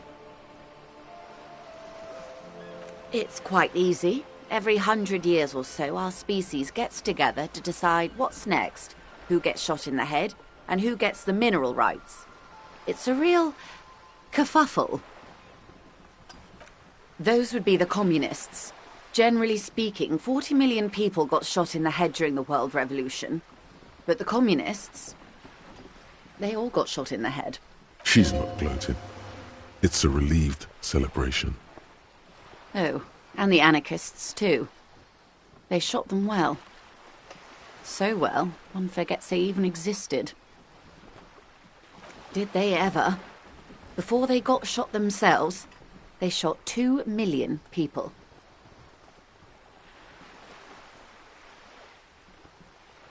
Yes, the Red Deluge.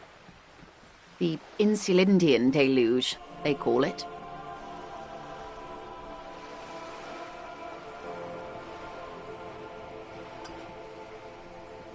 Oh, lots of people.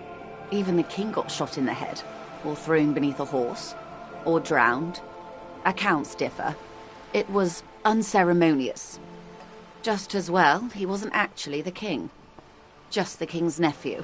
The real king abdicated and lived out a long and productive life as a venture capitalist in Grad.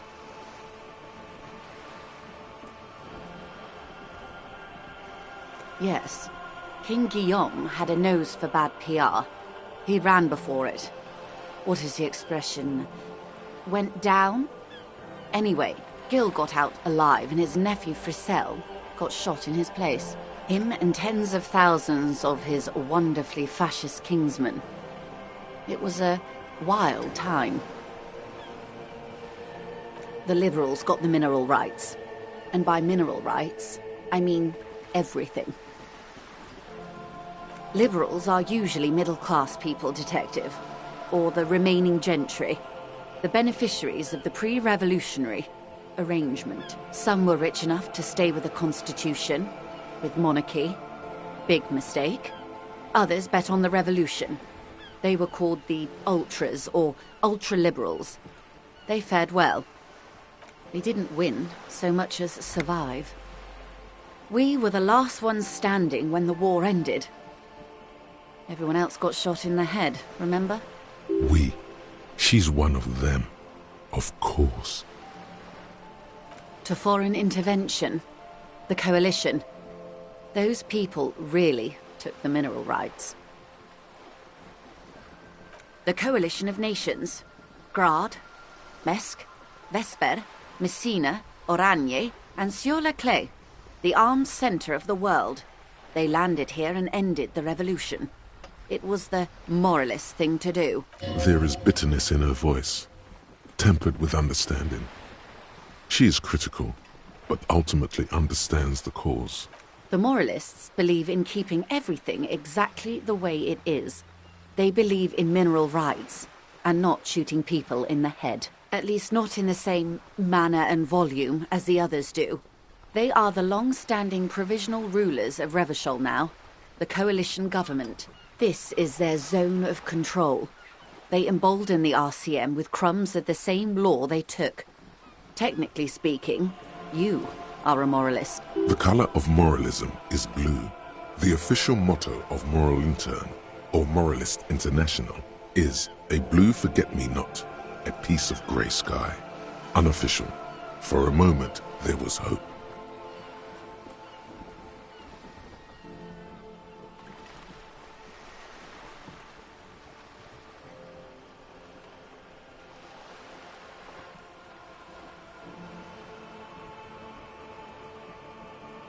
An almost endearingly moralist standpoint. It must be hard to take a moderate approach to head shooting in your line of work. They are what they are. Who knows? An afterbloom may yet come. Anyway, enough sentimentality. Is there anything else you want to know? It's a neurological disorder caused by a lack of vitamin B in the brain. Symptoms include a retrograde amnesia. It's quite serious. You should get yourself checked out. She conveys it in short, cold bursts, trying not to invest too deeply in the condition of this doomed detective, in case he goes down later, souring the entire portfolio.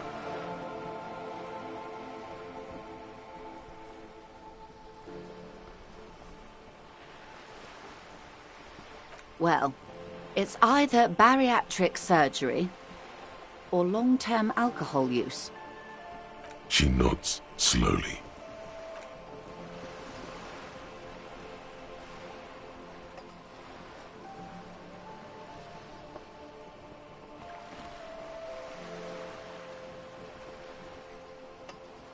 A bird? A sphenicid? A flightless bird of the polar regions? Of course you're not, my dear. I'm just terrible at guessing games. Ah! This is the pier of Rue de Saint-Ghislain, 33A, where the tenants have been kind enough to rent me a slot. Or two. A pre-revolutionary tenement. Old buildings are called tenements, you see. And new buildings, bâtiments. After les bâtiments nouveaux. But 33A and 33B are not nouveau. They're old. This one used to be 8 to 10 stories tall. A real high-rise by the standards of the last century. Built to mirror the skyscrapers across the bay in the Delta. That was before the war, of course. Mostly the urban middle class, I believe. This was once primo real estate, before the cannons lopped 4 or 5 stories off. Splat, splat. Wonderful. We're in Martinez, baby. Martinez is a district of... You would be excused for not knowing about it. Unimportant, they say. Forgotten, even. Shelled to smithereens during the Revolution. It has... Revachol? Revachol is what you call a city. The great kind. As if it's self-explanatory. Beyond patriotism. A fact. History detective. They built this city to resolve history. Our part in it, at least. Our centuries. They say it's where the terrible questions of our time will be answered. The tensions are highest, the fault lines deepest. By that I mean conflicts. Ideological conflicts. The stuff of men. We are standing on a fertile, self-sufficient island able to sustain up to 200 million people in the middle of the Insulindic Ocean, the world's connective tissue. It's where the money is. Oh, we're quite a way off. About 22 kilometers from the center of the world. That soldering iron is the Bank of the World building. The bottom floors are Insiacom. Coalition government, Insulindian Mission Command. Silence. She lowers her hand. The water, the light. It's as though you're seeing it for the first time. There is no recognition. Only the immensity of the sea and the cold radiating from it. She observes your eyes scanning the horizon, then breaks the silence, slowly. This is one thought you need to complete. Where are you? Was there something else you wanted to know? I remember something about a lowdown. This has been informative. Thank you, ma'am. I'm sure my memory-impaired partner has many more questions to ask, about even more fundamental aspects of reality. Might I suggest not asking them all right now? Ma'am, Messier will be here later too, and tomorrow. Isn't that true, ma'am? Absolutely. My commitment here is long-term.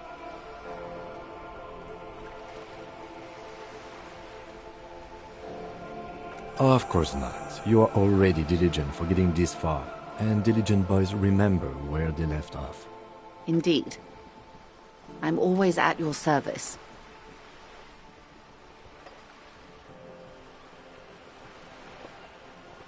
The girl in the old lady rags. Looks like a sullen and rebellious member of a teen infraculture. Yes, you and I belong to the supraculture. We're common, the herd. The music on the radio, the food in the chain restaurant, those are all too popular for the girl in the old lady rags. She prefers a fantasy world, an infraculture with its own dress code and vernacular. It is an illusion, I'm afraid. There is no refuge from the supraculture.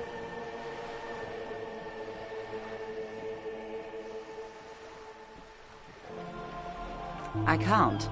That's how simple it is. One may dye their hair green and wear their grandma's coat all they want. Capital has the ability to subsume all critiques into itself. Even those who would critique capital end up reinforcing it instead. All right. What next? Suddenly, you're not so sure you're part of the supraculture. And what would that be? I can see that, yes. I dabbled in those dark arts myself, not so long ago. I assure you, it was a thoroughly supracultural phenomenon. All permeating. Downright mandatory. Nothing infra about disco, baby. Be my guest.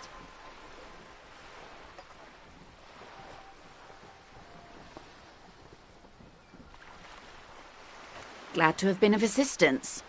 The little that I know. Anything else? Yes, my eyes on the harbour have sent word to that effect. What have you discovered?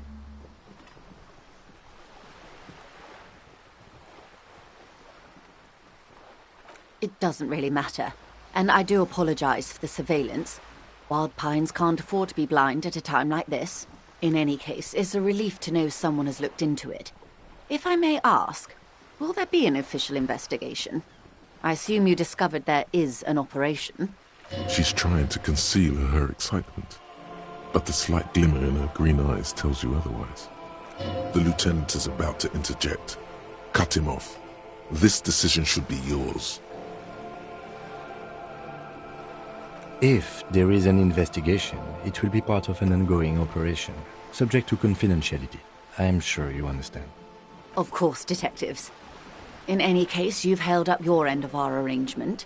I trust you with the rest. Now it's my turn. I wouldn't normally break protocol like this, but the situation demands it. If you don't solve this murder, I'm afraid we may have a bloodbath on our hands. Yes, I'm afraid this strike may descend into a small-scale civil war, with possible consequences for all of Rivachol West. Since you are sharing, ma'am, this is also the RCM's worst-case scenario. Then we're on the same page, as grim as it may be. I have an indirect role to play, I'm sad to say.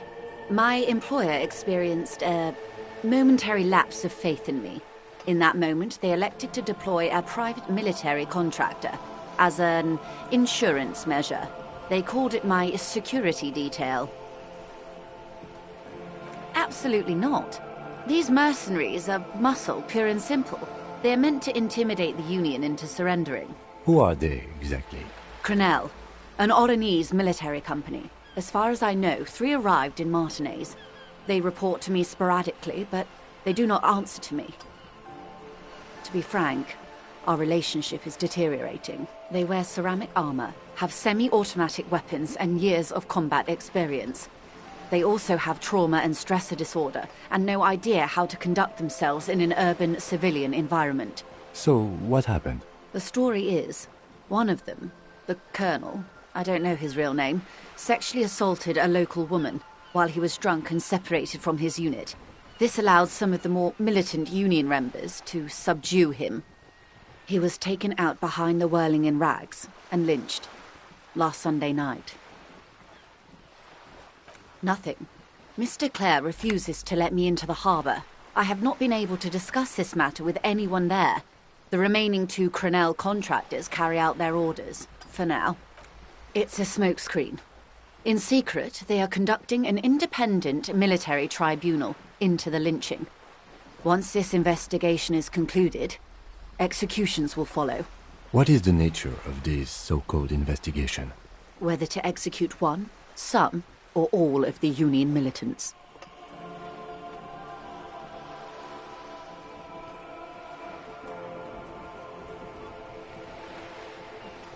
It is very far from disco.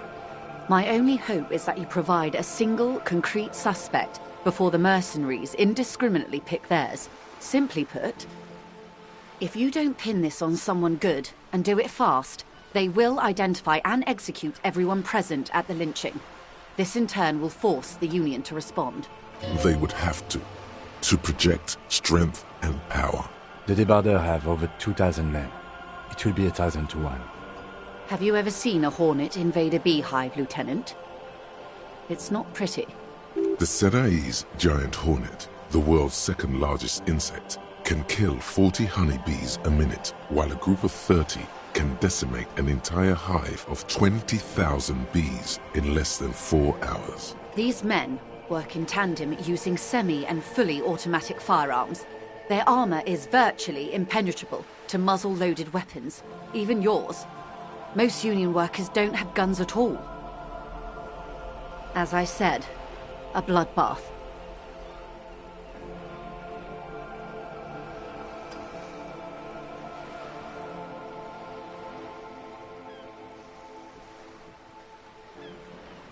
Many bleak scenarios have already come true. Nameless, badgeless detective of the citizens' militia. All we can do is keep the rest from going the same way. One single concrete suspect delivered into civil court, and I may be able to defuse this situation. Or he didn't. This is information passed on to me from some teenagers loitering around the canal. I cannot testify by it.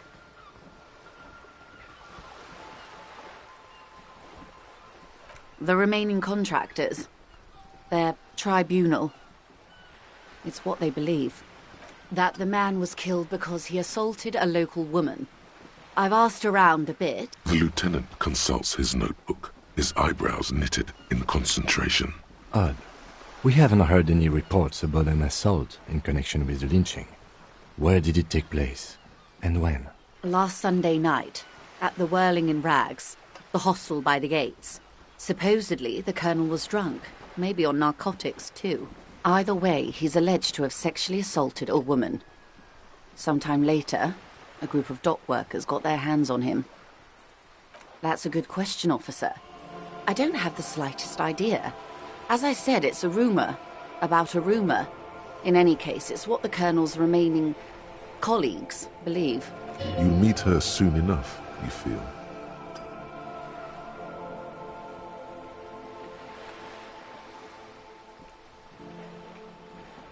If you mean did I see him alive, yes. But I did not know him. You don't know how you know. It's not written on her face, nor in her voice. But she had sympathy for this man. Lely, his service name, a nom de guerre, most likely. He wouldn't divulge his full name. Only one of them did. A bad sign if there ever was one. He was 40, or 50. It's hard to say which. He had a combat injury on his lower jaw. It made it difficult to estimate his age, or gauge his facial expressions. What else? Nationality? Accent? He was, Occidental, I think. Light brown hair, a mixed accent, Oranese, or Messinian, maybe. His injury gave him an accent all his own. In a way, it was humanizing. He had to learn to speak through it. Through the injury. That's all I know, I guess. I only met him once. They've gone to ground, as it were. I don't recommend seeking them out.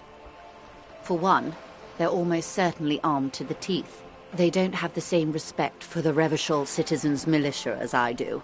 To put it bluntly, they think you're vigilantes. Ghetto savages. It will not be a fruitful meeting. Vigilantes.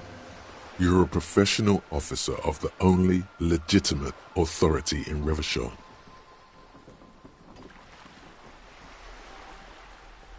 You're likely to run into them eventually. When that happens, I'll be in a better position to mediate if I don't appear involved.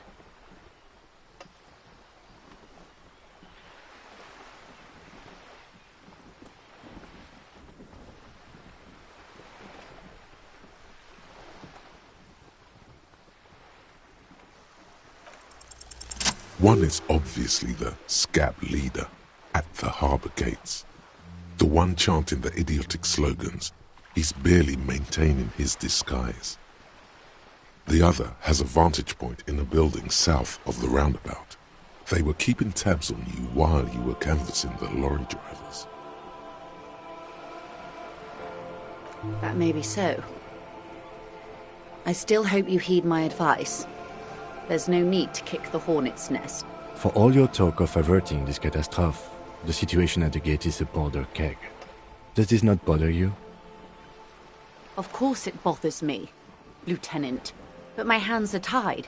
How would my employer react if it appeared I were intervening on behalf of the Union? Your concern may be appearances. Ours is keeping the peace. That would afford a good vantage point. In any case, it's practically inaccessible. Where is your radio for contacting them, if I may ask? Do you have an earpiece? Heavens no. I'm not an undercover agent. There's a shortwave at the ship's wheel. I hope I can answer it better. Until the executions start? Truthfully, I don't know. It depends on their progress identifying the members of the lynch mob. and their impatience. They don't report their progress to you? Not on this matter. I'm afraid they consider this a personal initiative. 5 days, not more. Maybe sooner. It's a matter of days, not weeks. I am sorry to have been the bearer of bad news. If there is anything else I can help you with, please ask.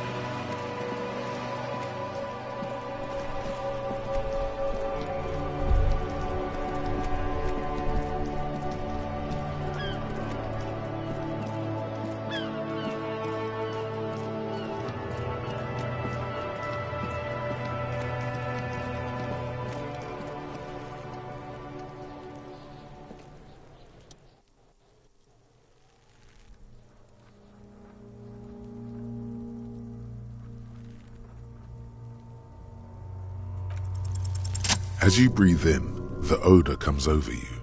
It's a smell of the mind telling you to run, and your stomach to wring itself empty.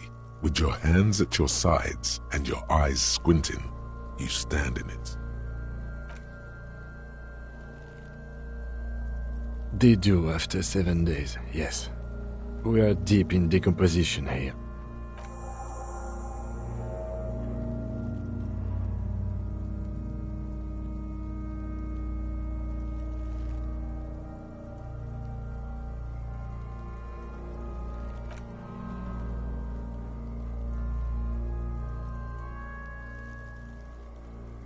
Delicate and fragile, they feel alien to the world around you, out of place somehow. These are clearly not boots. They're armor, possibly part of a larger set. Indeed. Technically speaking, these are sabatons, not boots. Ceramic plate, zirconium dioxide, most likely. This is where the make would be. Under the heel, Fairweather. Fairweather model T500 VE. I'm guessing that's vitreous enamel. This is advanced stuff. It is. It's expensive.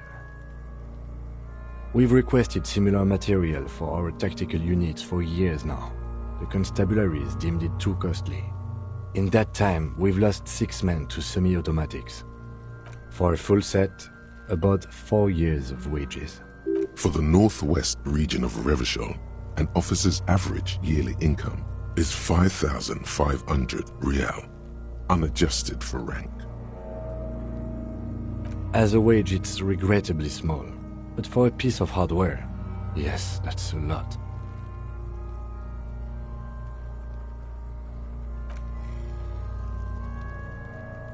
The pry bar in your hand is itching for some action. It's anything but.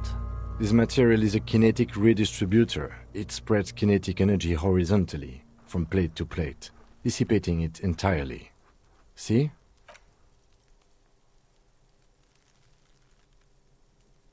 Like whirls of floorboards, the design looks organic, influenced by highly resistant wood materials. like lignum vitae and ebony perhaps. If trees were made of porcelain, this is what their cross-sections would look like. The smooth, glossy surface fractures into ever more intricate interconnections, peaking on the right sabaton, where you notice. The whorls are in the shape of a letter and number combination, E50, 100, 1000. Good. Can you read it to me? We have a make and a number. That's something. We can use the radio in my kinema when we're done. Either station can chase it for us.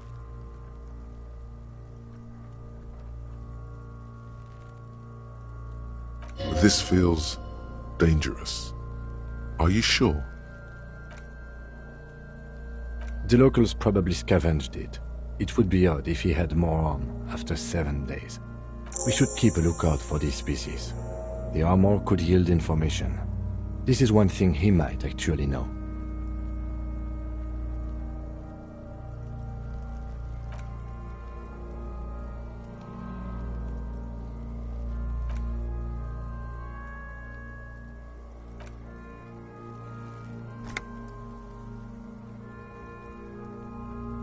His corpse is marked by stars.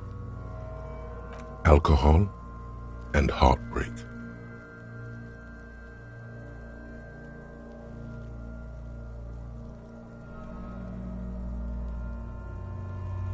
Of no nation that I know of.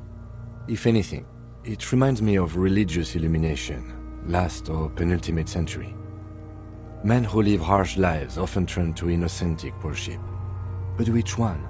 I see no trace of a humanoid figure. I agree. He takes a thin piece of milled aluminium from his coat pocket and pulls it open. Sounds like a sword being unsheathed. A small lens appears. Some sort of camera. Shit, Kuno! What the fuck is that? An instant color camera. This is the first time he openly acknowledges the kid's existence. I have only 2 ampoules, so nobody move. I don't want to waste one. A sound, a shrill flash, followed by the breaking of a small ampoule of glass. You see streams of color pour onto the thick, glossy piece of paper, rolling out. In case we need it. Yes, it is pretty cool, isn't it? It contains insight to the victim's person. This was a man of physical violence. The story he wanted his body to tell was important to him. It is his letter, to us. Now, if we could find someone to decipher it. Sure, just don't lose it.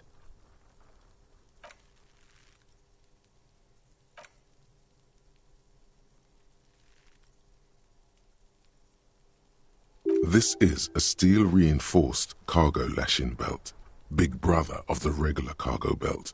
It's used for tying cargo under 6-rotor airships. Airlifting. I thought it was used on lorries for strapping cargo to them.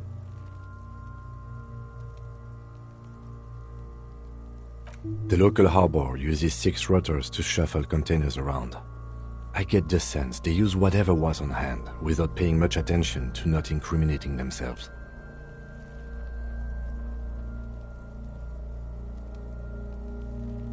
I was afraid it would be. Thin steel wiring, parallel strands. This makes getting him down more problematic than I had assumed. A noose is one of those things that's easier to use one way around.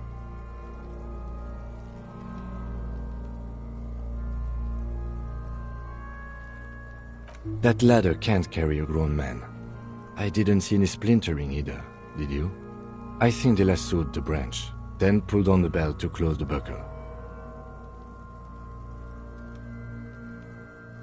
Yes, the debrief we got from the Wild Pines representative appears to be solid too.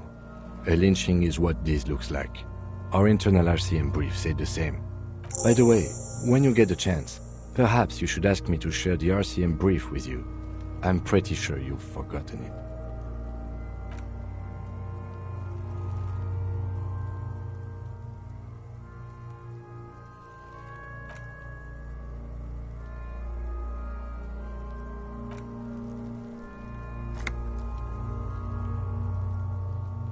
Underneath the curdled meat there is an expression, not carried on his features, but below, inside, an expression of pleasure.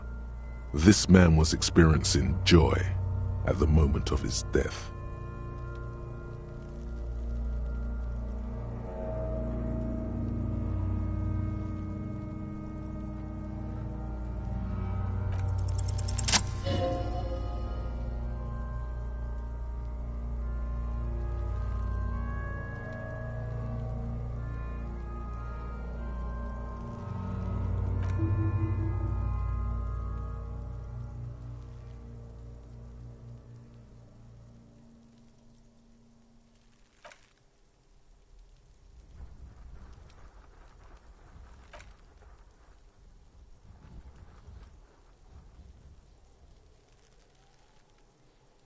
He didn't choke himself. You know it.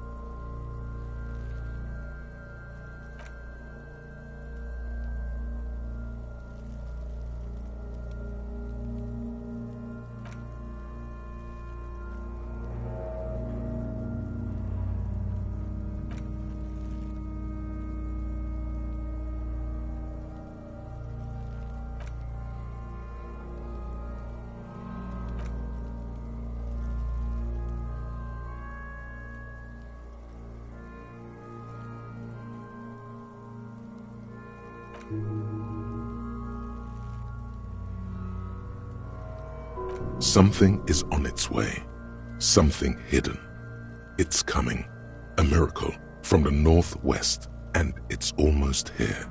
You can feel it in the air, on your hands. The cold spring air smoothing them over. A child born with Muller's disease, harlequinism, grown up miraculously.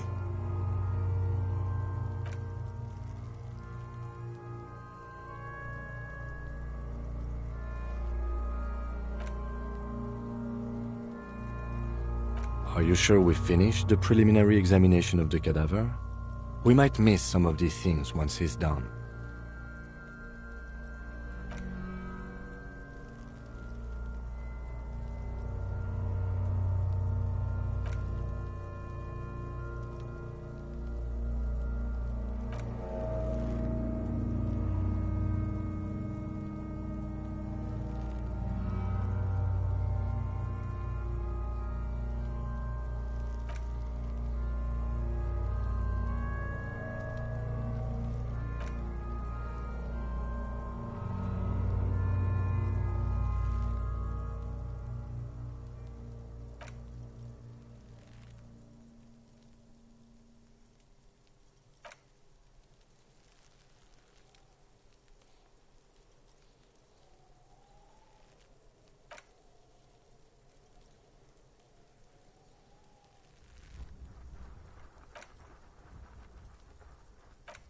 The steel-reinforced belt presents a unique challenge.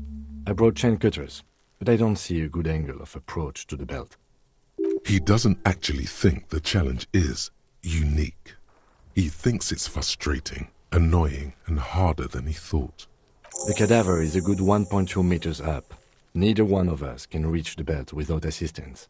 And even if we do, there's the question of cutting the airship strength material.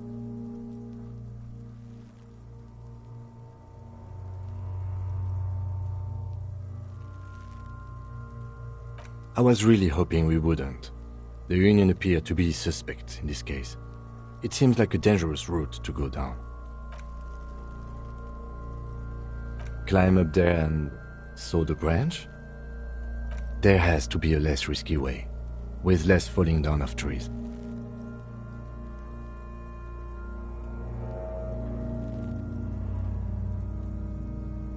Someone else?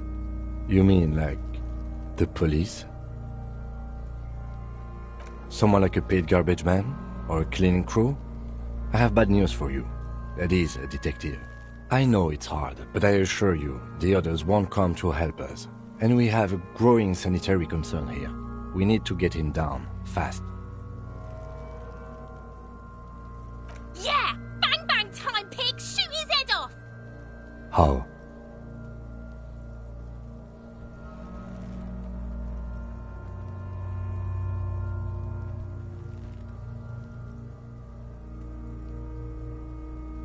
Yes, the buckle, where it ties the cargo belt to the tree. If the shot hits that, then there might be a small chance to release the belt. Yeah, now we're talking. Entertain a Kuno with some shit. They'll miss! The pigs will miss Kuno! The lieutenant is undecided. On one hand, he wants to shoot some gun. On the other, it's an awfully stupid idea.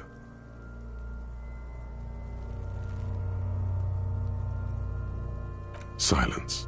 With his elbow sharp, the lieutenant unzips his jacket and produces a lightweight firearm. He drops a paper cartridge in the barrel, separates the scouring stick, and gives the cartridge 5 tucks.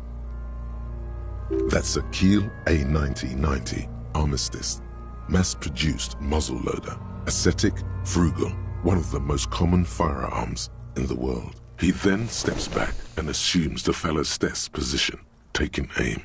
The corner of his eye twitches. His finger is on the trigger. He's gonna fucking miss! The trick voice is drowned in a shrill blast that echoes off the walls of the surrounding tenements. A cloud of smoke slowly parts in the air as the lieutenant steps back and says to himself, God damn it. He feels bad about it. About his eyes mostly. Just having bad eyesight. Probably from a young age.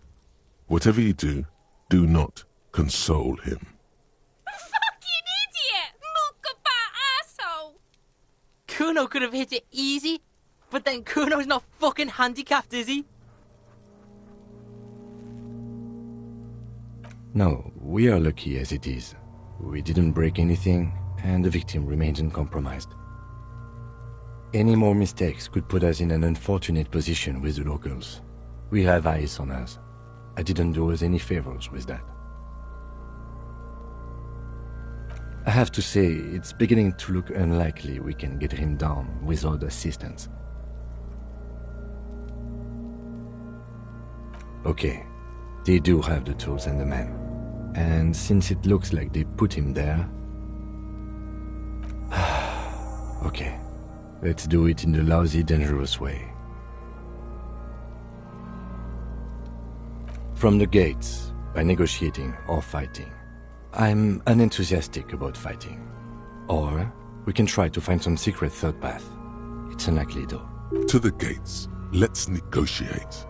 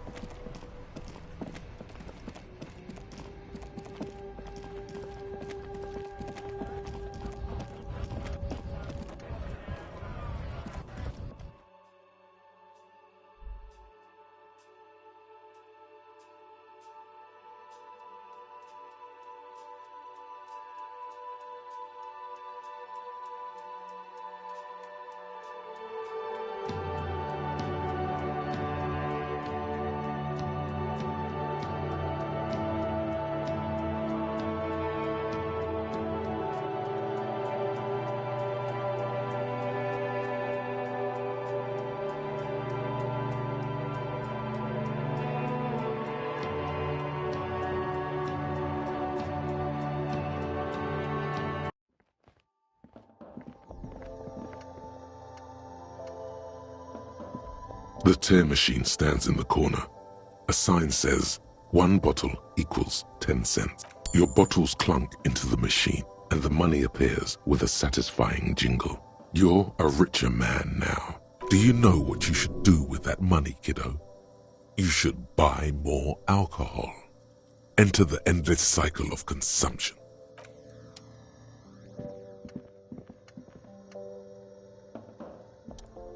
Welcome to Frit. Feel free to look around or something. Everything is out on the shelves. What's that magazine she's reading? You mean this? This is Pop Stars. It's got, like, famous people in it. It's not for sale.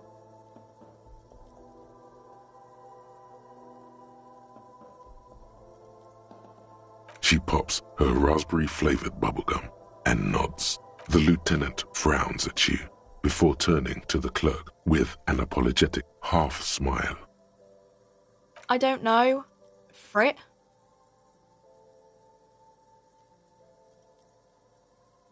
I think they think that the extra tea makes it funkier. The story goes that normal Fritta with 2 T's, a men's workwear shop in Vredefort, was already taken. So when Fritta Retail Inc. grew into a multinational corporation, they had to add an extra letter to avoid trademark infringement. Okay.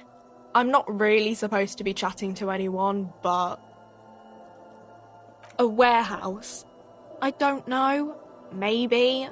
I don't really care what Frit does. She looks up from under her brow. Fine. Frit doesn't have a warehouse. Just a little back room here. Okay? I don't really know anything. I mean, I know it's there, but I haven't seen it, so... I don't know, really... long? Not really. No. I didn't know him at all. I don't... No need to worry. It's just standard procedure for us to ask around. If you hear anything, let us know, okay? Okay. Uh-huh. Reality? You mean, what reality? Economic reality, or...? She is like a student unexpectedly called upon by a teacher. Can she answer the classroom question? I don't really know anything. I mean, I'm 15. Yeah, that's why I'm working my arse off in Frit.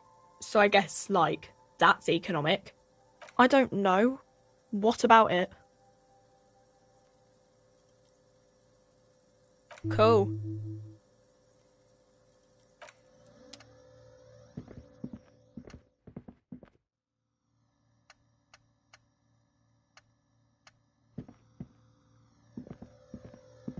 A colourful display of cigarettes and alcohol bottles line the shop wall, inviting you closer. There, in that dark green glass, all in vain. The great flowing river of warmth, wine, alcohol, beer, alcohol, love, alcohol. Guess not, no. Good thing you're an unrecovering alcoholic then. I'm obliged to inform you that both alcohol and cigarettes damage your health. But I guess you already know that. Don't ask, don't look, don't do anything here. Just go away. Get back to work. Know this, you will never finish your alcohol quest if you don't buy beautiful alcohol.